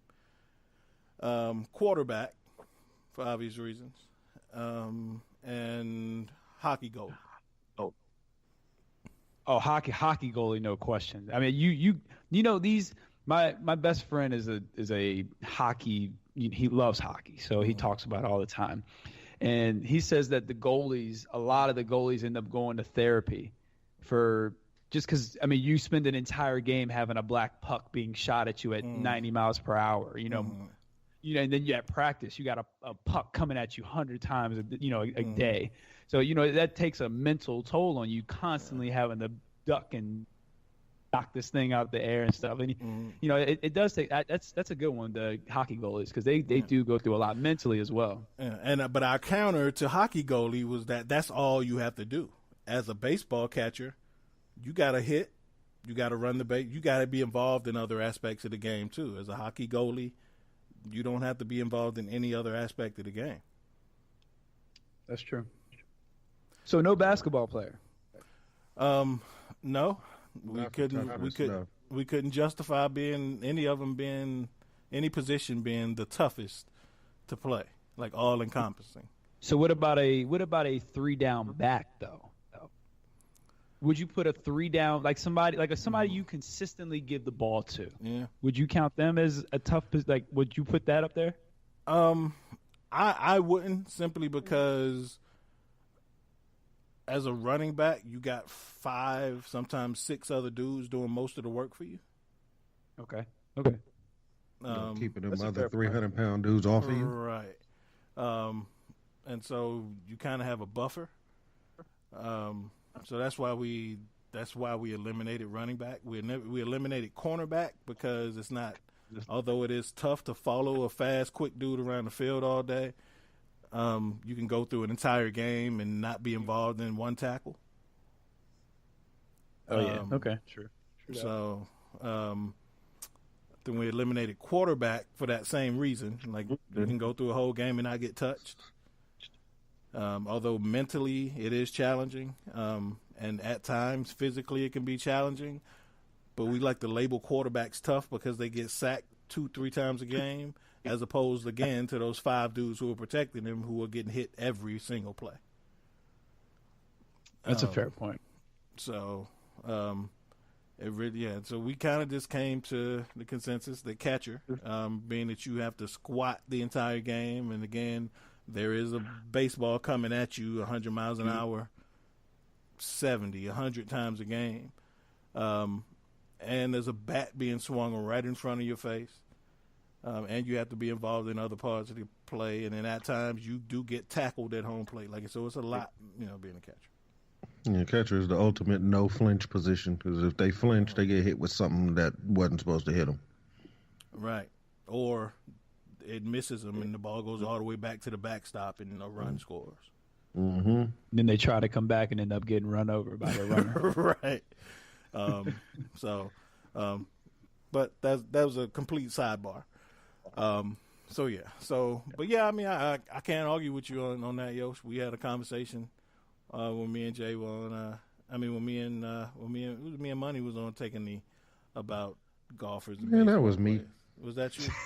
I see. I can't even tell y'all apart at this point. It's crazy. Yeah, that's a compliment right there. Actually, I'm all right with that. You know what I'm saying? The realest still is. The realest is. The realest is back. My biggest myth in sports, and I always get push back on this, and sometimes I get almost punched. But I think Michael Jordan is the biggest myth in sports. Oh, wow. I had a feeling he was getting ready to go there. That's a bold statement right there. Yeah. And change my mind. For several reasons. One, Mike was born at the right time, and he came along right around the same time that ESPN was growing, and they needed a cash cow, and he became the face of SportsCenter. And luckily for them, he provided a lot of highlights. And this is not taking anything away from him as a player, but his legacy, I think, was helped by that. Two, all the stories around Michael Jordan got cut in high school. He wasn't a superstar in college. Those myths that make it seem like he just blossomed into this great player. He got cut in the 9th grade from his varsity team. That happens to 90% of basketball players. Yeah, not really a story. Most people have to play JV. Right. Yeah. That's not really a story. But people like to cut it off at he got cut from his high school basketball team because it sounds better. And then most dudes who play for Dean Smith aren't stars in college because that's the system. So, again, we like to cut it off right there and say he wasn't a star in college. And so then you get all these stories around his competitiveness. And so it's just this myth that's been built that over time kind of becomes legend. And then also the fact that as opposed to bigger, stronger, physically imposing athletes, I always look at players like Michael and Steph, even Kobe, as guys who weren't like Shaq or LeBron or KD, because people tend to look at those guys as they just won the gene lottery, and we can't relate to them because they 7 feet tall or they 6'8", 280. We can't relate to them. Yeah. But I can guarantee it's no dude on this planet who doesn't play in the NBA who thinks he can beat Shaq in his prime or thinks he can beat LeBron one-on-one. It's a whole lot of dudes out here thinking, man, if I had just practiced enough, I could have been Steph. Yeah. Steph is actually the key perpetrator of the current myth that if you work hard enough. Yeah. So and Mike is the same way. Like Mike, he wasn't like a huge physically dominant player, so people tended to look at him and gravitate towards him because they could relate to being the regular guy who worked his ass off and became great. And then again, when we add in all those myths and stories, oh man, he got cut from his high school team. So did I. If I had just stuck with it, I could have been Michael Jordan. Like, that's the kind of shit we put. So that's the kind of shit that lends to the myth of Michael Jordan.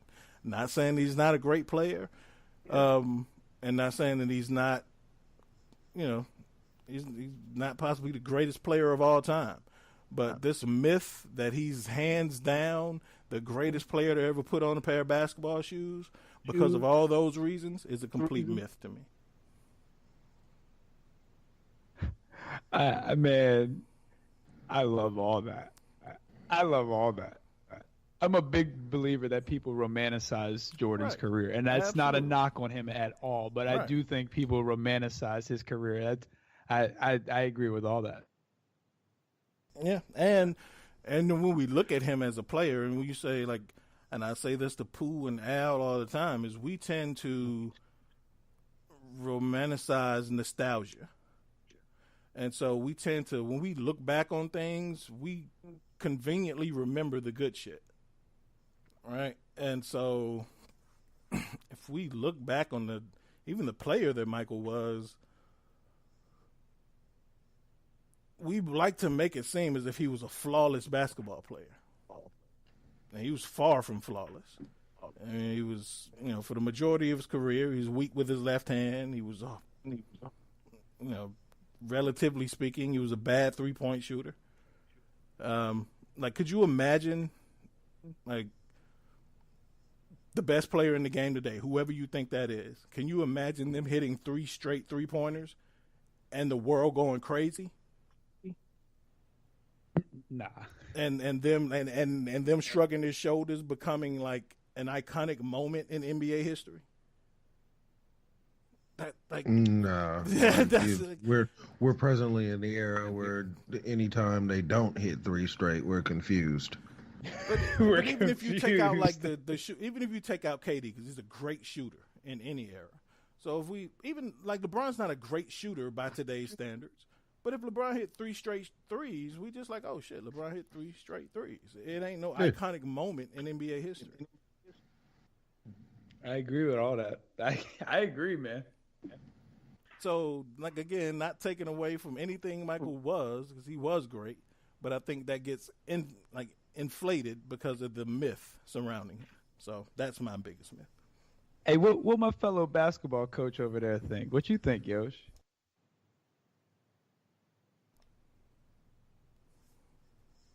Awesome. Yeah, it was good talk. Good talk. Good talk. Good conversation. This thing got V'd. Good conversation. V'd became a verb. That's funny. Yeah, that's kind of cold. It's true, though. That's cold. I be hating the OV so. Oh man. Well, he caught a body on this episode. Yeah, he did. Damn. He caught a body on this one. Oh man. Well, Jermaine, as I always say, when we go off on tangents and we end up talking about your question for like 30 minutes, it's a damn good question. So appreciate it. Next one, I guess with Mother's Day ending and Father's Day coming up, Devina from Seattle wants to know, Scott, what are your thoughts on single mothers celebrating Father's Day? I'm kind of 2 minds of it. One mind is they absolutely should. If you're a single mother and you're doing what you're supposed to do, and you're being that role model and you're taking care of your kids, showing them love and, all that you're supposed to do, I have no problem with you celebrating Father's Day because you're the mother and the father. If you're a single parent, you're doing both jobs. It's not necessary. It doesn't have to be a 2-parent thing to raise a kid. It helps, but it doesn't have to be. But if you are a single parent, you're doing both jobs. So I don't have a problem with it. On the other hand, I feel like if a man were to a single father were to celebrate Mother's Day, there would be an entire backlash against it. Right. Which, you know, I get that there's a double standard, and that's fair because I'm a mama's boy, so I understand there's no love like a mother's love. Right. You know, I get that. But if a single father were to do the same thing, I genuinely think there would be backlash against him for that. I agree. So all single mothers, man, shout out to you. I definitely applaud you. You deserve 2 holidays, a Mother's Day and a Father's Day.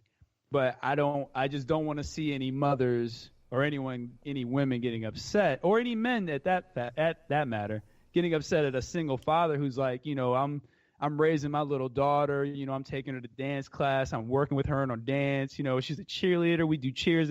I don't have no problem with you celebrating Mother's Day because you're doing what a mother would be doing, you know, helping her daughter with her cheering, you know, working with her on an outfit or something like that, you know. If you do it, braiding hair, that's a big one. That's a big one for fathers, man. Like that's a great point. So if you're doing that, you deserve that. And same thing goes for women celebrating Father's Day. So I don't have a problem with it, long as you don't have a problem with it the other way. Okay, good point. Jay, what say you?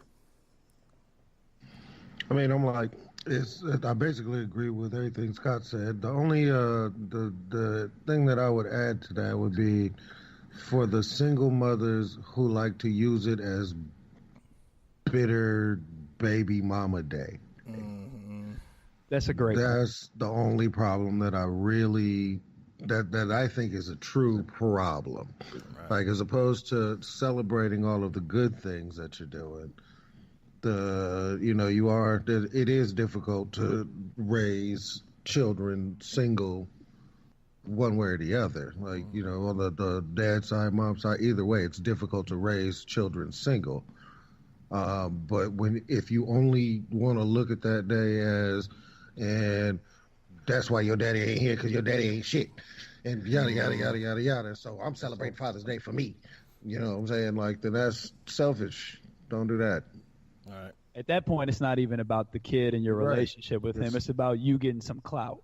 Right. It's just a selfish maneuver. That's all it is. And so that's, like I said, I have a distinct problem with that, that particular aspect, because it's not it's not usually the majority of people. The majority of single mothers, single parents that are going through their lives, they're just trying to be good parents.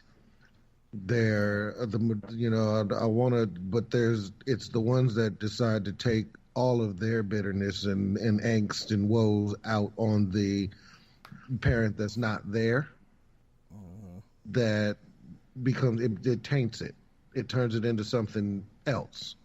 Right. And so, like, if you're going to celebrate being a parent, that's fine. Get a Mother's Day, and then if you're, in reality, it should be up to the child. Like, if the child is old enough that you can tell them your daddy ain't shit, so and so and such and such, then if the child wants to give you a Father's Day card, then by all means. But to force it down their throats, I don't think that's fair in any way to anyone. Like, I don't think it's fair to you, because now you didn't turn the whole Sunday into now I'm just mad. And I don't think it's fair to the child, because now they're sitting there like, damn, mom's upset, and is it my fault for being born? And they have a whole different level of complex and end up becoming a comedian. And then that's about it. You know, like, that's it. If it turns into bitter baby daddy bashing day, then that's different. Right. I got you. Yeah, I'm against the shit all the way around. Period. Right. Yoshi, there you go. So what are your thoughts on it, Yoshi? At the end of the day, I think that you have Mother's Day and then you have Father's Day. And there are reasons for them. If your baby daddy ain't shit, then you just don't celebrate shit on Father's Day. Maybe it's a grandfather that's in your child's life, or it's a male friend that's in your child's life, or it's an uncle that's in your child's life, or an older cousin. And those people you would celebrate on Father's Day. I don't celebrate Father's Day because a woman cannot teach a boy how to be a man. She lacks the, and I might get some blowback for it, but she lacks what it takes to raise a man. She can raise a young lady all day, every day, but as far as raising a man and teaching him how to be a man, a woman, no matter how much she tries, will never be able to be a man, and learn how to deal with society and dealing and being a black man or a white man or a Chinese man in this particular society that we live in today, that is extremely judgmental of men and their roles in society. I just feel like we have Mother's Day, Mother's Day. Be a mom on Mother's Day. Be the best mom you could be, but don't, because that trend is a bunch of BS to me. Yeah, since I'm a single mom, it's Happy Father's Day to me. No. Right. You had your day. You had your day in May. It was your day in May. June is for the fathers. So if your child's father's not around, then you just don't got shit to celebrate on that day. Celebrate your dad if he's in your life. You know what I'm saying? Like, do that. Have your child help you celebrate your dad if he's in both your lives. Don't make it a situation where you're trying to make it about you again. Because that's all it is. You're making it about you. Like, you're not making it about nobody else but you. It's a selfish thing. And anybody who wants to debate me on that, they can, but it's a selfish thing. Why is it that you feel the need to bring up the fact that you're a single parent? Okay. Hey, you know what? I do want to say, I think, because I think when I become a father, I think I might feel differently. Mm-hmm. I think my mindset about that might be more along the lines of you all, because I think I was thinking of it more as a father, and kind of putting myself in you're right. Like, a mother has her day, the father has her day, and Yosh, what you said was great. There are so many people in a child's life, whether it's a teacher, a coach, a cousin, a brother, somebody like that, who can be that male figure who you can celebrate on Father's Day. That's a great point. And I think I would change my mind when I become a father. Yeah, and I just think that's the thing there. Like, there is a male figure in your child's life. No matter who it is, it's somebody. Somewhere. There's somebody somewhere. That's a great point. So celebrate them. Have your child celebrate them, and forget all that other mess, man. Because no, you're not a father, and you won't be a father. There's nothing. You do not lack you lack the equipment. You lack the knowledge. Like, you're just not going to be a father. If you're going to be a single parent, be celebrated for that. You know what I'm saying? But these moms out here talking about something, and I'm not taking away from you single moms. You know what I mean? Do your thing. But at the end of the day, like, shit, your child's father is a deadbeat dad. Shit, I guarantee you there is a male in your child's life that can be celebrated as his father figure. Right. Yeah, and that's what I was going to say, Scott. Like, I looked at it differently before I became a father. When I became a father, I realized that essentially that's bullshit.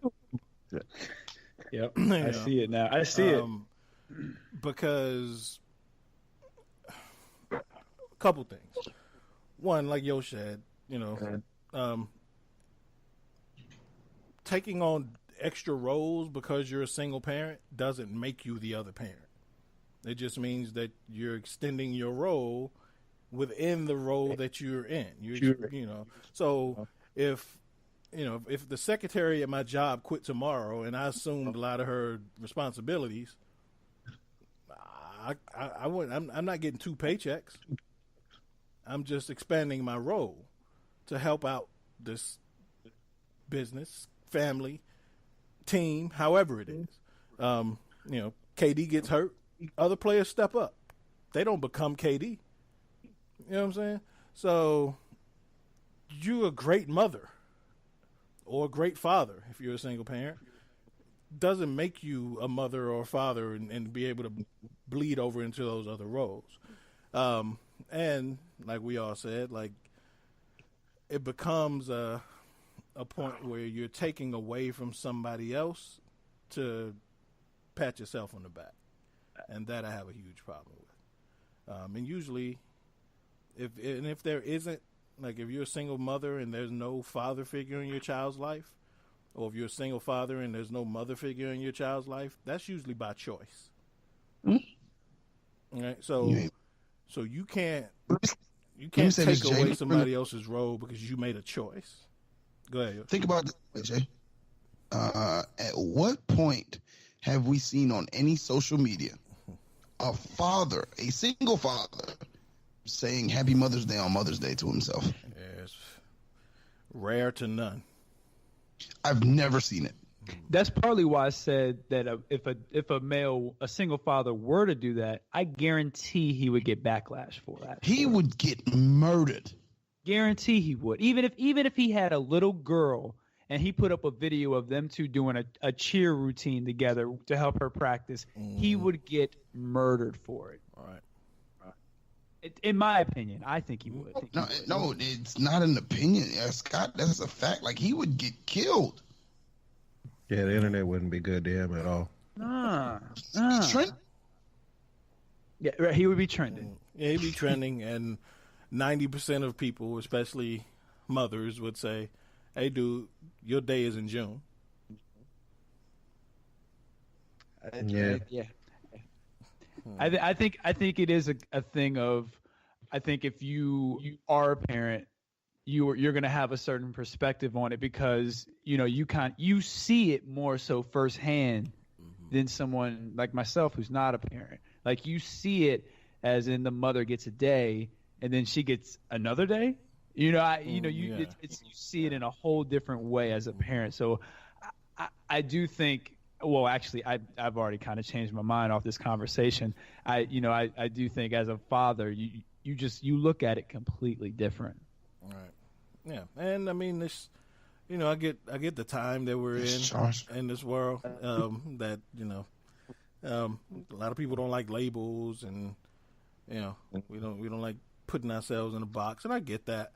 But at the same time, there comes a point where that can become a detriment when women start saying, I don't need a man, and I don't, I'm independent and I don't need, my child don't need a father. Like, at some point, you got to stop fighting a woman can do everything a man can do, and understand that sometimes a woman's needed to do the things a man can't do, and vice versa.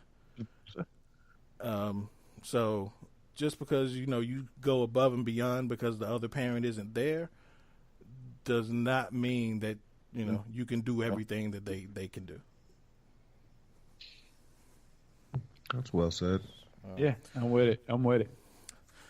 But again, damn good question, Devina. I don't know where you stand on that. So if anybody got any rebuttal, don't agree with what we're saying, or if you got anything else you want answered or addressed on the show, email us at info@godefylife.com or hit us up on social media at GoDefyLife on Twitter, Facebook, and Instagram. Especially the female perspective. I'd like to know what the women think about that particular topic, and each individual celebrating the other's day. I'd be very curious to hear their reaction to that and what we said about it. Right. Yeah. So I definitely want to hear that. This is gonna force me to have some conversations with some women. Well, not for it. I mean, I always like having conversations with some women, but what's up with that, dude? Force you? No, I'm saying about that particular topic. So I'm gonna have to talk to some girls. Right. Stuff. Right. Now I gotta talk to you, woman. Otherwise, bitch, go make my sandwich. Stop talking. I like. Oh man, sound like Keon Small or Captain Caveman. But yeah, so y'all definitely keep those listener questions coming. We enjoy them every week. I get 2 out every week. We got a kind of a backlog of questions at this point. So we're getting 2 out a week. So if we hadn't addressed yours, we are getting to it. Really quickly, on to some NBA talk.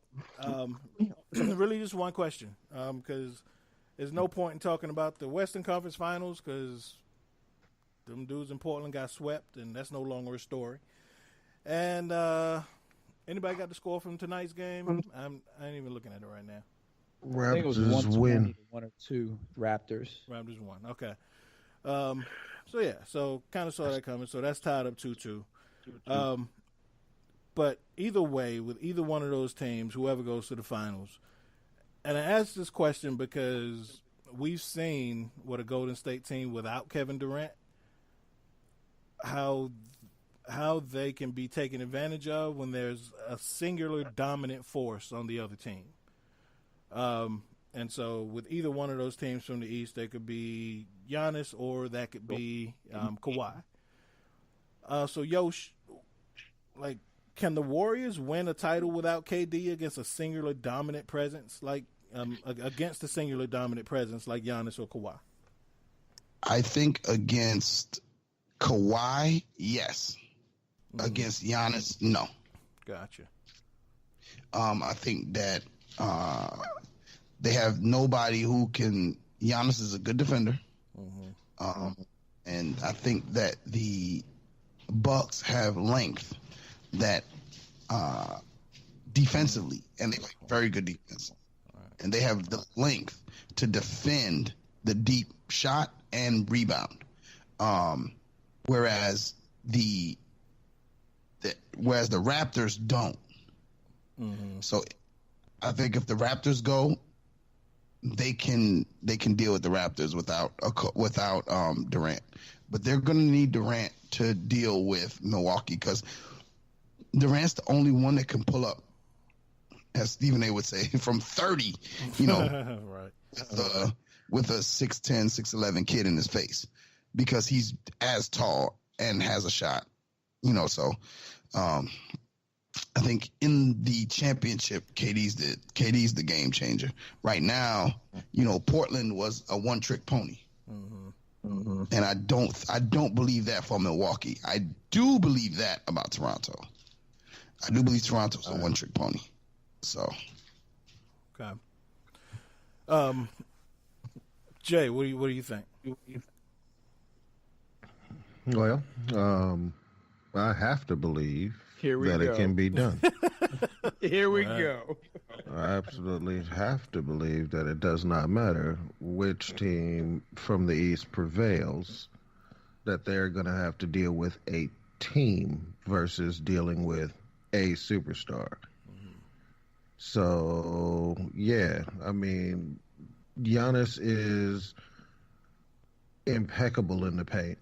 He is remarkable at rebounding, and he's a monster of all things highlight. But I feel like the Warriors got enough big bodies to just throw them at him, because we've also seen that he is also prone to foul trouble if the right angles are taken at him. Can he defend? Yes, but he's also prone to just foul. So I think that the one thing I do think about the Bucks team in particular, though, is their depth is deceptively deep. But I haven't seen anybody else on that team step up to the point where it looks like it's more than Giannis. Gotcha. So now with the Raptors, they're not deceptively deep. The Raptors are pretty set in stone at 7 deep. Mm-hmm. Kawhi is going to Kawhi. He's going to do what Kawhi does every day. But they don't have, if we've got a Steph that can go for 37 and a Kawhi, they've got a Kawhi that can go for 37. Well, then how do you account for Draymond? How do you account for Clay? How do you account for all of the other people who are going to figure out how to score? Kevon Looney randomly decided he was scoring one day. You know what I mean? Like, how do you? So yeah, I absolutely forgot believe he was Kevon Looney. Right. For a second, like he was sitting there talking about, you know what, I could do this. Right. if I had just practiced harder, I could have been Michael Jordan. I could have been Michael Jordan. Do this. But yeah, man, I absolutely believe they can do it. I would prefer to have either of the KD or the Boogie back, either one, or the DeMarcus, compare me so. Either DeMarcus or Kevin back, but do I believe they can do it? Yeah, this team won without KD. It's almost the same. Look, it's the same 7 players, like that same team did it without KD once. Yeah. Okay. So yeah, I absolutely believe they can. All right. What about you? What you think, Scott? You already know what I'm about to say. So look, and on the other end of the spectrum, yeah, you already know what I'm about to say. Look. Toronto, here's the thing.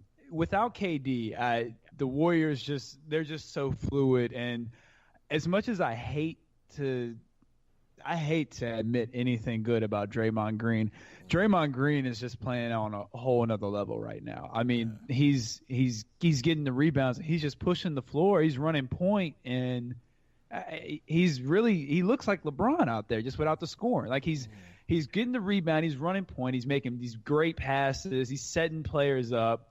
He's firing the guys up. He's playing defense. When Draymond's rolling like that, he's just an energy ball that everybody starts feeding off of. And I don't think Toronto has anybody that can match Draymond's energy. And I think that's why I don't think they can't beat Golden State with or without KD. I think Toronto can't do it. Milwaukee, Giannis to me is a man, and he's got that energy that can fire a team up. And I think Malcolm Brogdon, I know they lost tonight, and I know they didn't look that good. I think Malcolm Brogdon, if he gets his shot going again, and he starts knocking down, getting back to that 40% clip from the 3, I think with that and the way he plays defense, Virginia boys play defense.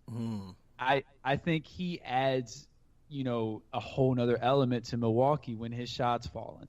I think Bledsoe's a key. I think if Bledsoe to me is somebody who is just underachieved his entire career. Yeah. He's somebody who I think could easily give you 28 and 5 every night. Right.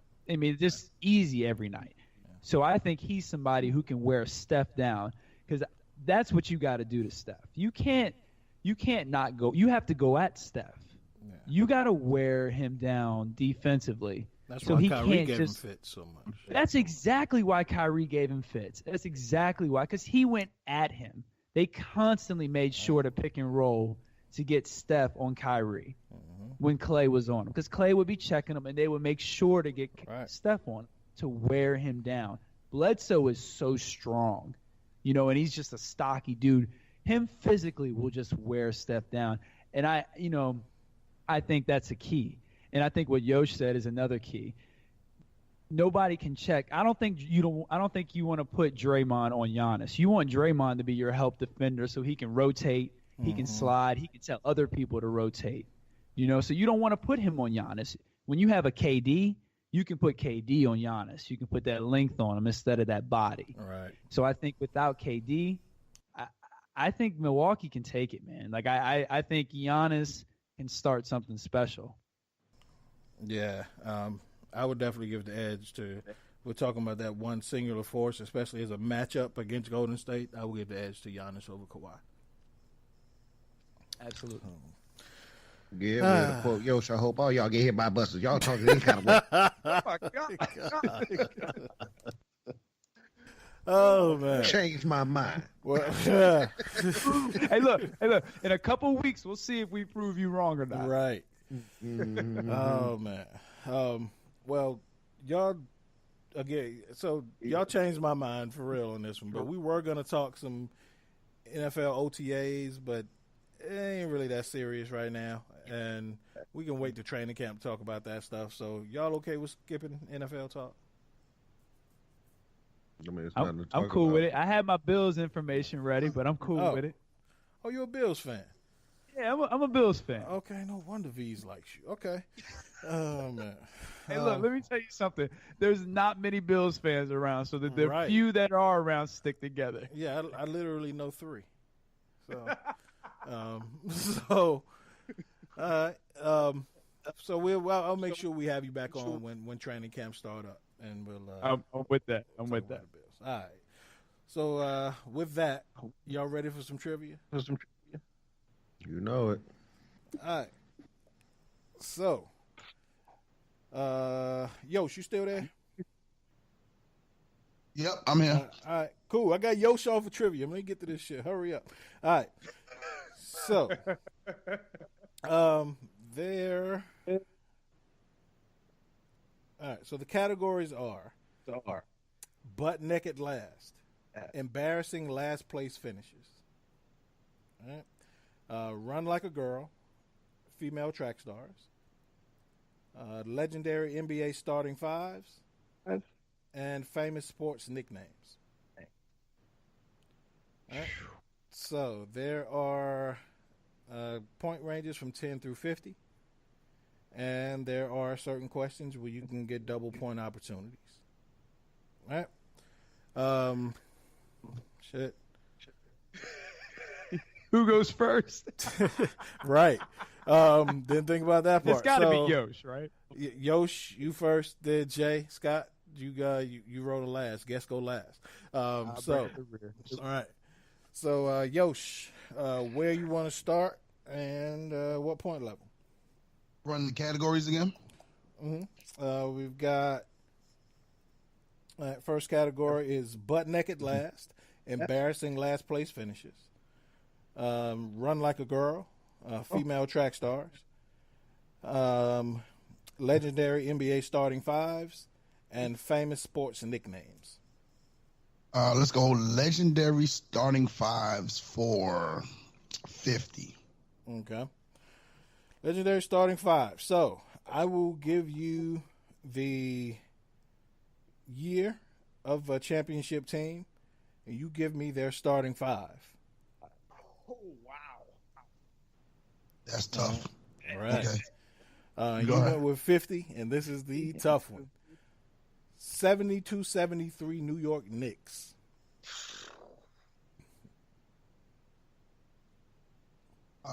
As a oh shit. And we're going with the starting five, the combination of five that started the most games that season. Okay, nah, that's a oh shit. Because I mean, injuries happen, suspensions happen, so. Oh my God.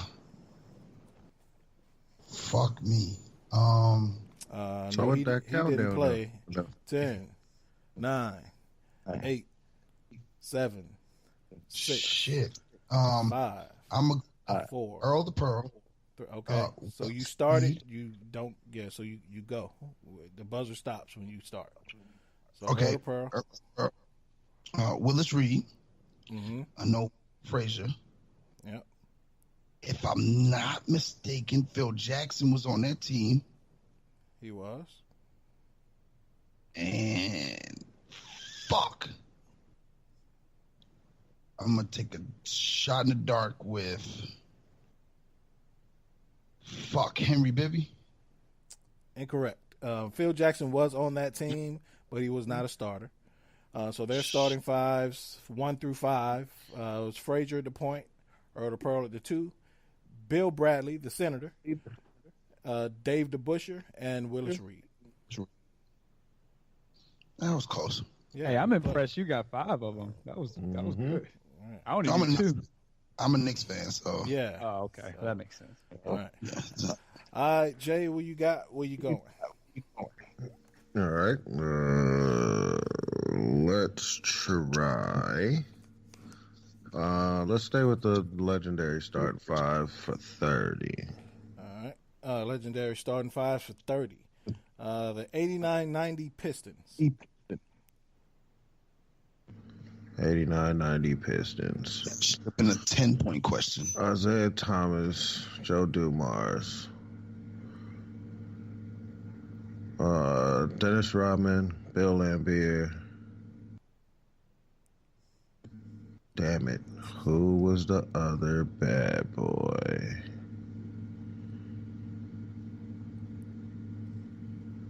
This gonna make me mad for a minute. 10, 9, 8, 7, 6, Got the 5, official countdown. 3, 2, 1. Yeah. Damn, I can't think of the fifth. That's all right. You gone off track anyway. Rodman actually came off the bench for that team. So their starting five was Isaiah, Joe Dumars, Mark Aguirre, Bill Laimbeer, and James Buddha Edwards. Okay, I would have missed James. Yeah, that was one I missed Mark Aguirre completely. All right. Scott, where we going? Let's do the starting lineups for 10. All right. You're going to see why this is 10. The 03-04 Pistons. Chauncey Billups, Richard Hamilton, Tayshaun Prince, Rasheed Wallace, Ben Wallace. Absolutely. All right. Scott is on the board with 10. Okay. Yosh, where we going? Starting five for 40. Starting fives for 40. The 87-88 Lakers.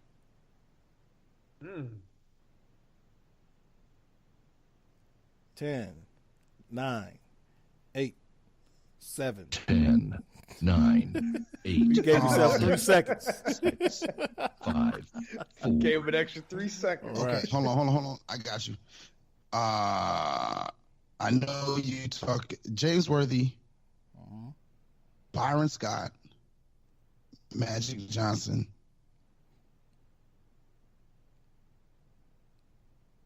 Fuck. I'm going to say, and I'm probably wrong, I'm going to say AC Green and Kareem. You got it. Absolutely. Wow. Go one. You look like AC Green. Hey, that was the one I wasn't sure about either. I didn't know if it was AC Green or not. I didn't. AC Green was the one I wasn't sure about because I didn't know if AC Green came after. AC Green was a rookie, so he actually early in the season he split time with Michael Cooper. I was about to say, he I thought Michael started Cooper was more on that games than team. Cooper that year. Yeah. See, now I was gonna go with Michael Cooper. Ain't that old boy that was acting on TV? Ooh, Michael Cooper's a coach. Mr. Cooper. Oh no, that's Mark Cooper. Mark Cooper. All right, Michael He Cooper actually played became Golden State. Mark Curry. Yeah, Mark Curry. Mark Curry was his real name. Yeah, Michael Cooper went on to become the coach of the LA Sparks in the W. Okay. Yeah. Okay. All right. All right, Jay, what you got? I'm changing gears completely. Let's see what Run Like a Girl look like for 30. Run Like a Girl for 30. All right. She was involved in a major doping scandal that resulted in prison time. However, she was the fastest woman in the world during the early 2000s. It's Marion Jones. Marion Jones, correct. God dang it. That might be the only one I know. That's the only female runner I know. All right, so you gotta keep up with them track star booties. Yeah, absolutely. Right. Oh, and she was probably one of the finest. All right, Scott, where we going? Let's do what's left in the starting lineups. Starting lineups, you have 20. Let me do the 20. All right. 95-96 Chicago Bulls. 95-96. Let's get. I can't. All right. Luke Longley, Dennis Rodman, Scottie Pippen, Michael Jordan, Ron Harper. You got it. That's what I was about to say. Like we were. I wasn't sure if that was the year that they were all there, and I don't know why. Yeah. Yeah. Tony Kukoc came off the bench. Right. Yeah. And funny thing is, Rodman was hurt for the first 16 games of the season, but after that starting five started every game for that team. All right, Yosh, where we going? Run like a girl. Run like a girl. What point level? What we have left? 10, 20, 40, and 50. Let's go 20. All right. Run like a girl for 20. She won the gold medal in 92 and 96 in the 100, despite being diagnosed with Graves' disease. 10, 9, 9, 8, 7, 6, 5. It's one of two people, but I think it's Gail Devers. Gail Devers is correct. Wow, nice. Yeah. All right. So that means my other person is the answer to one of the other two questions. She finna be an answer. Right. What? So she about to be an answer. Jay, what you got? Let me do Run Like a Girl for, 40? Run Like a Girl for 40. During the 1984 Olympics, she became the first woman to win gold in the 100 since the 68 games. And there goes my second answer. You said which hill? The 80. Let me get back to it. I guess that's Flojo. 84 Olympics. You going with Flojo? 10. Yeah, 9, I'm gonna go with Florence Griffith Joyner. 7. That is incorrect. Tag blessed. I don't know. Let me I lost my spot here. When did Flojo win then? 88? I don't know. She might be an answer to another question. She might be not. Fair enough. No.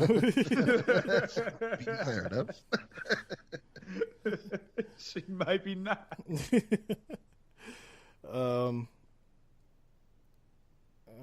back to my. Okay. Yeah. So that is incorrect. Evelyn Ashford won the 100 in the '84 Olympics. Yep. Sure got that wrong. All right, Scott, where we going? There's one more left in the Run Like a Girl, right? Yes. Yeah, let's go with that. All right. So you got 10. She holds the 100-meter world record for women with a 10.54 in the 100. Well, I'm gonna take the hint that was just dropped on the last question and go with Flojo. That is correct, sir. Word. It pays to pay attention. Jay, that's what you get for asking extra questions. Yeah, it is. All right, moving into this round. Yoshi is in the front with 60. Jay has 30. Scott has 40. Oh, what do you know? The Battleground champ's coming in last. Shots fired. Shots fired. Oh, man. All right, Yoshi, where we going? The Warriors was down in every game, too. Touche. So we've got everything from Butt Naked Last and everything from famous sports nicknames. Okay, let's go Butt Naked Last for 30. You knew you was going to take a Butt Naked Last. Butt Naked Last for 30. I'm the Butt Naked Man. Bucket naked. In 2007-2008, this team went 7-59, the fewest games ever won in an NBA season. 10. Oh, 9, the hell is 8, that? 7, 6, 5, 4. Oh fuck. 3, 2, 1. Shit.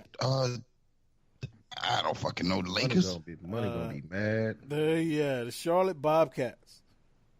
Oh, you dropped the hint. Let me give myself that. When you said money gonna be mad, I should have known. And that was a possible double point question. Only if you had pointed out that was a short season at 7-59, if you realize that those numbers didn't add up for a full NBA season, if you had mentioned anything about that short record, because that was a strike shortened season, you would have gotten double points.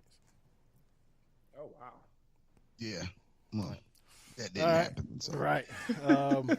Jay, where we going? Let's go nicknames for 30. Nicknames for 30. All right. So I will give you the nickname. You give me the player's real name. All right. All right. Famous sports nicknames for 30. AK-47. Andre Karolinko. Ooh, I like right. that. And for double points, who did he play the majority of his Utah career Jazz. with? All right. That's what I get for talking smack. 60 Just like that. Just like that. All right, Scott, where we going? Here we go. It's just like dealing with the freaking Golden State Warriors. All of a sudden, they're up 15. Right. Let me go nicknames for 50. Nicknames for 50. All right. Nicknames for 50. Ironhead. Oh my God. That's 10, easy. 9. Is it Can I easy? say It it? is easy. 7. Yes, it is. 6. Ironhead? 5. Yes. 4. 3. But 2, Ironhead. 1. Nah, I don't have a clue. Yo, Not a who is it?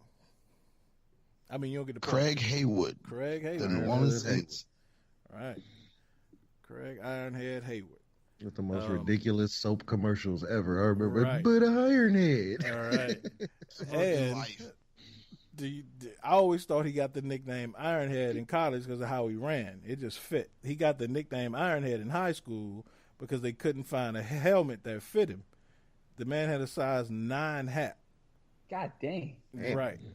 So they called him Ironhead. So, all right. Jay, where we going? It's on me? I thought it was on Yoshi. That's what I thought. Oh, yeah, I forgot. Yoshi just answered it. Yeah, Yoshi. It's on you. You're right. All right. What we got under nicknames? Nicknames, you got 10, 20, and 40. Let's go 40. All right. 40. Under nicknames, Captain America. I threw that in for you, Scott. I appreciate it. I should have picked 40. 10, 9, 8, 7, 6. 10. Because I damn sure don't know that. 8, 7, 6, 5. I always get an extra 6 Keep seconds. getting this an extra second. Captain America. Tom Brady? I don't fucking know. It's a good guess. Captain America was Roger Staubach, quarterback of America's team. Called him Captain America. Get the fuck out of here. You know what I give that question? That That's question. That question. And he was, I mean, that was actually his nickname, and he was actually in the Navy, and so they called him Captain America. He was in the military, so it's actually a pretty dope nickname. But if you want it easy, you should have went for 10. You're Jay. right. You're right. What we got? Let's go butt naked last 30. Butt naked last for 30. Yoshi already took the 30. That was the Bobcat. Oh, I thought that was 50. My fault. Let's do it for 40 then. 40. All right. Butt naked last for 40. Between 1989 and 1998, this HBCU managed to set the losing record with 80 games in a row on the football field.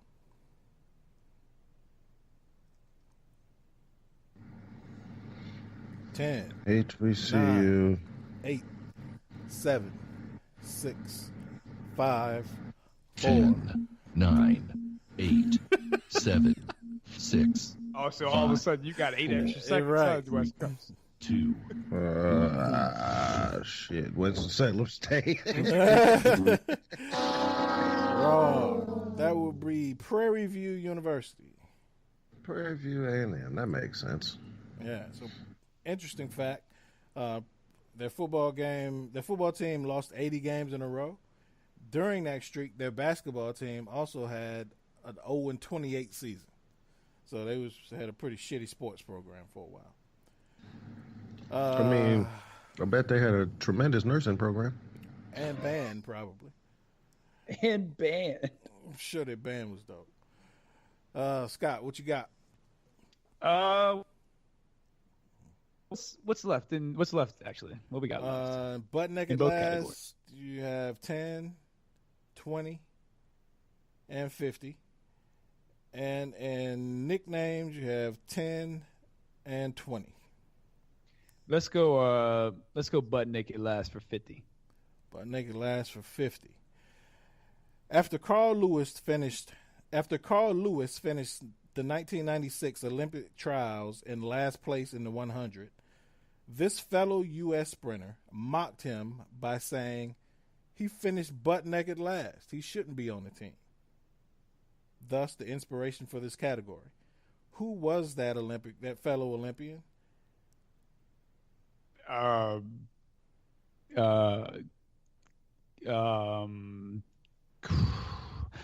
have 10, no idea. Let's go 9, with the Jenner. 7, 6. That is incorrect.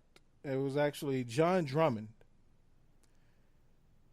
who was actually on that 100 relay team, and you had double point opportunities if you could have told me where the Olympics were held in '96.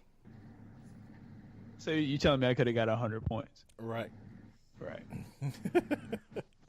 Good job, Dame Right. Lillard, Regular Scott. Appreciate it. You know what? This is why I don't participate in the battlegrounds. This is why I do the questions so I can stump all of you, because I don't like this side of the game. Oh, man, it is different, right? Oh, man. Way to go, James Harden, Regular Scott. Shots man. fired everywhere. All right, Yosh, what you got for me? What we Last got in round, nicknames? by the way. Nicknames, we got 10 and 20. What's the scores? Yosh, you have 60. Jay has 90. Scott has 40. And what's in butt naked? Butt naked, you got 20. 20, 10 and 20. Sorry, 10 and 20. And nicknames has And 10, 20, just a 40. heads up, because Pooh never showed up, we have one extra question. That last question will be a free-for-all and will be worth double points. Okay, so I got 10, 20, and what in nicknames?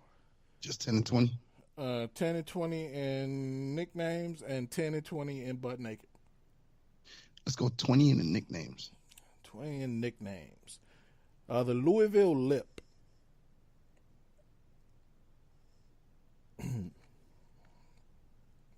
10, 9, 8, 7. 10, 9. I do it. 8, The Louisville 7, Lip. 6. If 5, I'm not mistaken on my 3, history, was that another nickname for? Fuck. It's one or two people. It's another 3, nickname for. 2. It's not What Muhammad. happened It's to the another nickname for Muhammad Ali. That is correct. Wow, that's big. Muhammad Ali or Cassius Clay would have been acceptable. So that is 20 for Yosh. Puts you right back in it. All right, Jay, where we going? Give me butt naked for 20. Butt naked for Bucket 20. naked. Bucket naked. Can see they public ass. All right. Ooh. The Lakers ended this season with the worst record in franchise history. What season was it? And for double points, how many games did they win? Oh shit. God dang.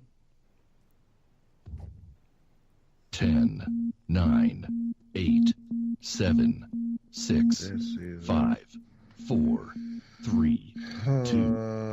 2015. That is correct. 2015 or 2016 would have been acceptable. 2015-16 Lakers. I feel like they won 16 games. Oh, they won 17 games. Damn it. Oh, wow. That was Kobe's last season. They were trying to send him off on his last hurrah, and it became a total disaster. But nonetheless, you got 20 points, sir. He did drop 63 in his last game, though.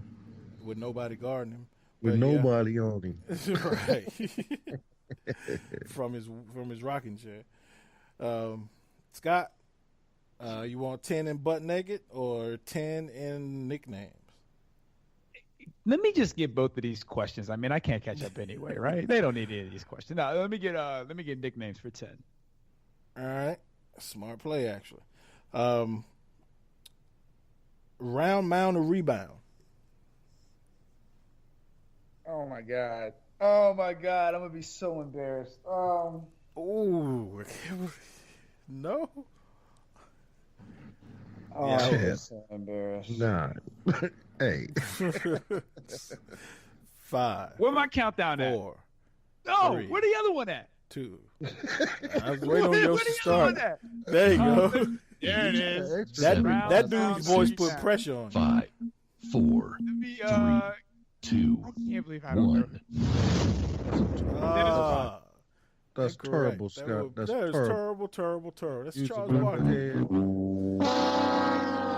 Regular Scott he's a knucklehead. That was a terrible answer. I deserve all that. I deserve all of it. Oh man, yeah, it's Charles Barkley in his younger chunky days.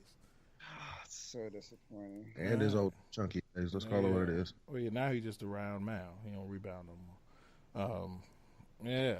All right. So, Yosh, you have 80. Jay, you have 110. Scott, you're out of it. You got 40. But this is why I said that was a good play, Scott. So there's 10 left in butt naked. It is a double point answer originally, and you can get it double on that if you answer this question right. So it's potential for 40 points in this one. So Yosh, you can win with this one. But that ain't help me. How they don't want a good play for me? I say, Yosh, you can win this one. Scott, you can make it respectable. All right. So for 10 points, for the 10-point question, whoever's the first to answer has the opportunity to get 40 points. This NFL team is the first to finish a season 0-16. Detroit Lions. Damn, Jay, you got it. And it don't matter, but what season was that? What, in 2016? It was 2008. The Cleveland Browns the Cleveland Browns were 0-16 in 2016. Oh, yeah. Okay. No fault. I got them backwards. Oh, well, Jay, you won it. So, of course he won it. Of course the Warriors won it. Warrior style, of course right? that's what happened. That's for you, regular Scott. Of course that's what happened. I like to dedicate this particular trivia victory to regular Scott. Right. Oh, man. Well, Jay, you got first place, man. What you got for me for your pardon shot? Pardon shots, not much, actually. Let's go ahead and have a good week. Everybody, don't be cussing out your Taco Bell people when you get your chalupas and your bigotry. And your bigotry. Remember, it comes, and also you get a side of diarrhea. It still comes with it. Right. Regular Scott, it's good to hear you talking sports. That was actually pretty cool to me. Right. Money, I can't wait till you. Yeah, right. That did happen. Money, I can't wait till you get back so the real could be back for real, for real. Shout out to the Dave Gettleman fan club. That's about all I got. Y'all be kind to one another. No doubt. All right. Yosh, finish second. What you got for me? Just, make sure you live in life, enjoy life. And a little insight on something. If somebody tells you that it's not you, it's them, motherfucker, it's you. It's you, though. It's you. Right. It's you. Yeah. They just don't want to be with you. So remember that, and it's not so much you got to fix anything, but just know that person's not worthy of you. So Make sure that you value and you give yourself the evaluation that is high, so that these motherfuckers that play you low and try to evaluate as low don't have a chance. So, live life, don't just exist, and defy life. Period. Yo, if you ain't rocking with Defy Life, what's your life about? Son? Oh man, Scott, what you got for me? Well, I just first want to say I appreciate the invite on. It's been a pleasure being on this show. I enjoy listening to you guys. Yosh, I'm glad you had another show. I'm glad I got to be a part of it, since this will technically be your last show, technically. So I just appreciate you letting me be a part of it, Jay. It's always a blast. And, take a knee every Sunday. Check us out. I don't normally get to talk sports and, other topics and stuff like that. So it was good to kind of spread my wings and let loose a little bit, fire some shots instead of always being the one, trying to contain the shots. But so it was fun, a nice little different pace for me. Man, you're just a blurred man. What else you got to do with a Sunday, man? What else are you going to do on a Sunday? Well, in this case, what you going to do on a Wednesday? Right. Oh, man. Yeah. Hey, Yosh, look forward for another commercial coming from Oz. What up, Oz? Just for you. Oh, man. No music. Just him talking right. about what we do on a Sunday. What else you going to do on Just you and Oz in a conversation. Hell no. Hell no. Hell no. Look, Yosh left. And Yosh left with that. Yeah, with that, Yosh left. But I think Yosh going to Taco Bell. But yeah, man, back at you, Scott, man. Thanks for joining. I know again it was last minute, but thanks for jumping on. And it's good that you did, because Thomas Stevens never showed up. So, thanks again. Right. And Jay, again, welcome. It's your first official show as a Defy Life host.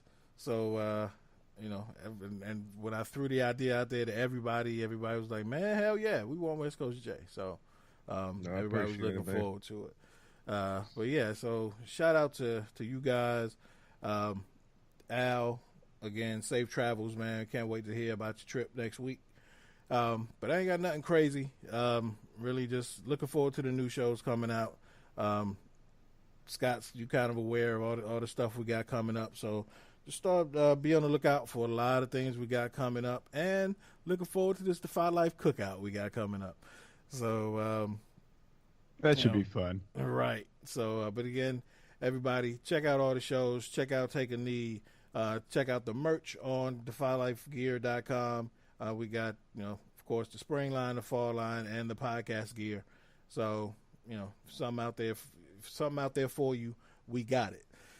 That's all I got, man. So this has been great. It's the first time we've had this combination of hosts. So it was damn good fun. I was glad I got to stump y'all in some trivia. Scott, glad I got to stump you in some trivia, because I never get that opportunity. So, and I'm not doing this no more. No more trivia for me. I'm only asking the questions. No more answering the questions. What you mean, regular Scott? This is not fun. You were the one asking about defending championship belts and whatnot. Yeah. You defend it. I'll be the one who asking the questions you defend, and Oz will be the one trying to take it. It won't be me. Won't be me. I ain't stepping in the ring no more. Oh man. Well, guys. Thanks for being here. Again, this has been episode 108 of the Defy Life podcast. We'll talk to you folks next week. Until then, Defy Life. Defy Life, yo. Defy Life.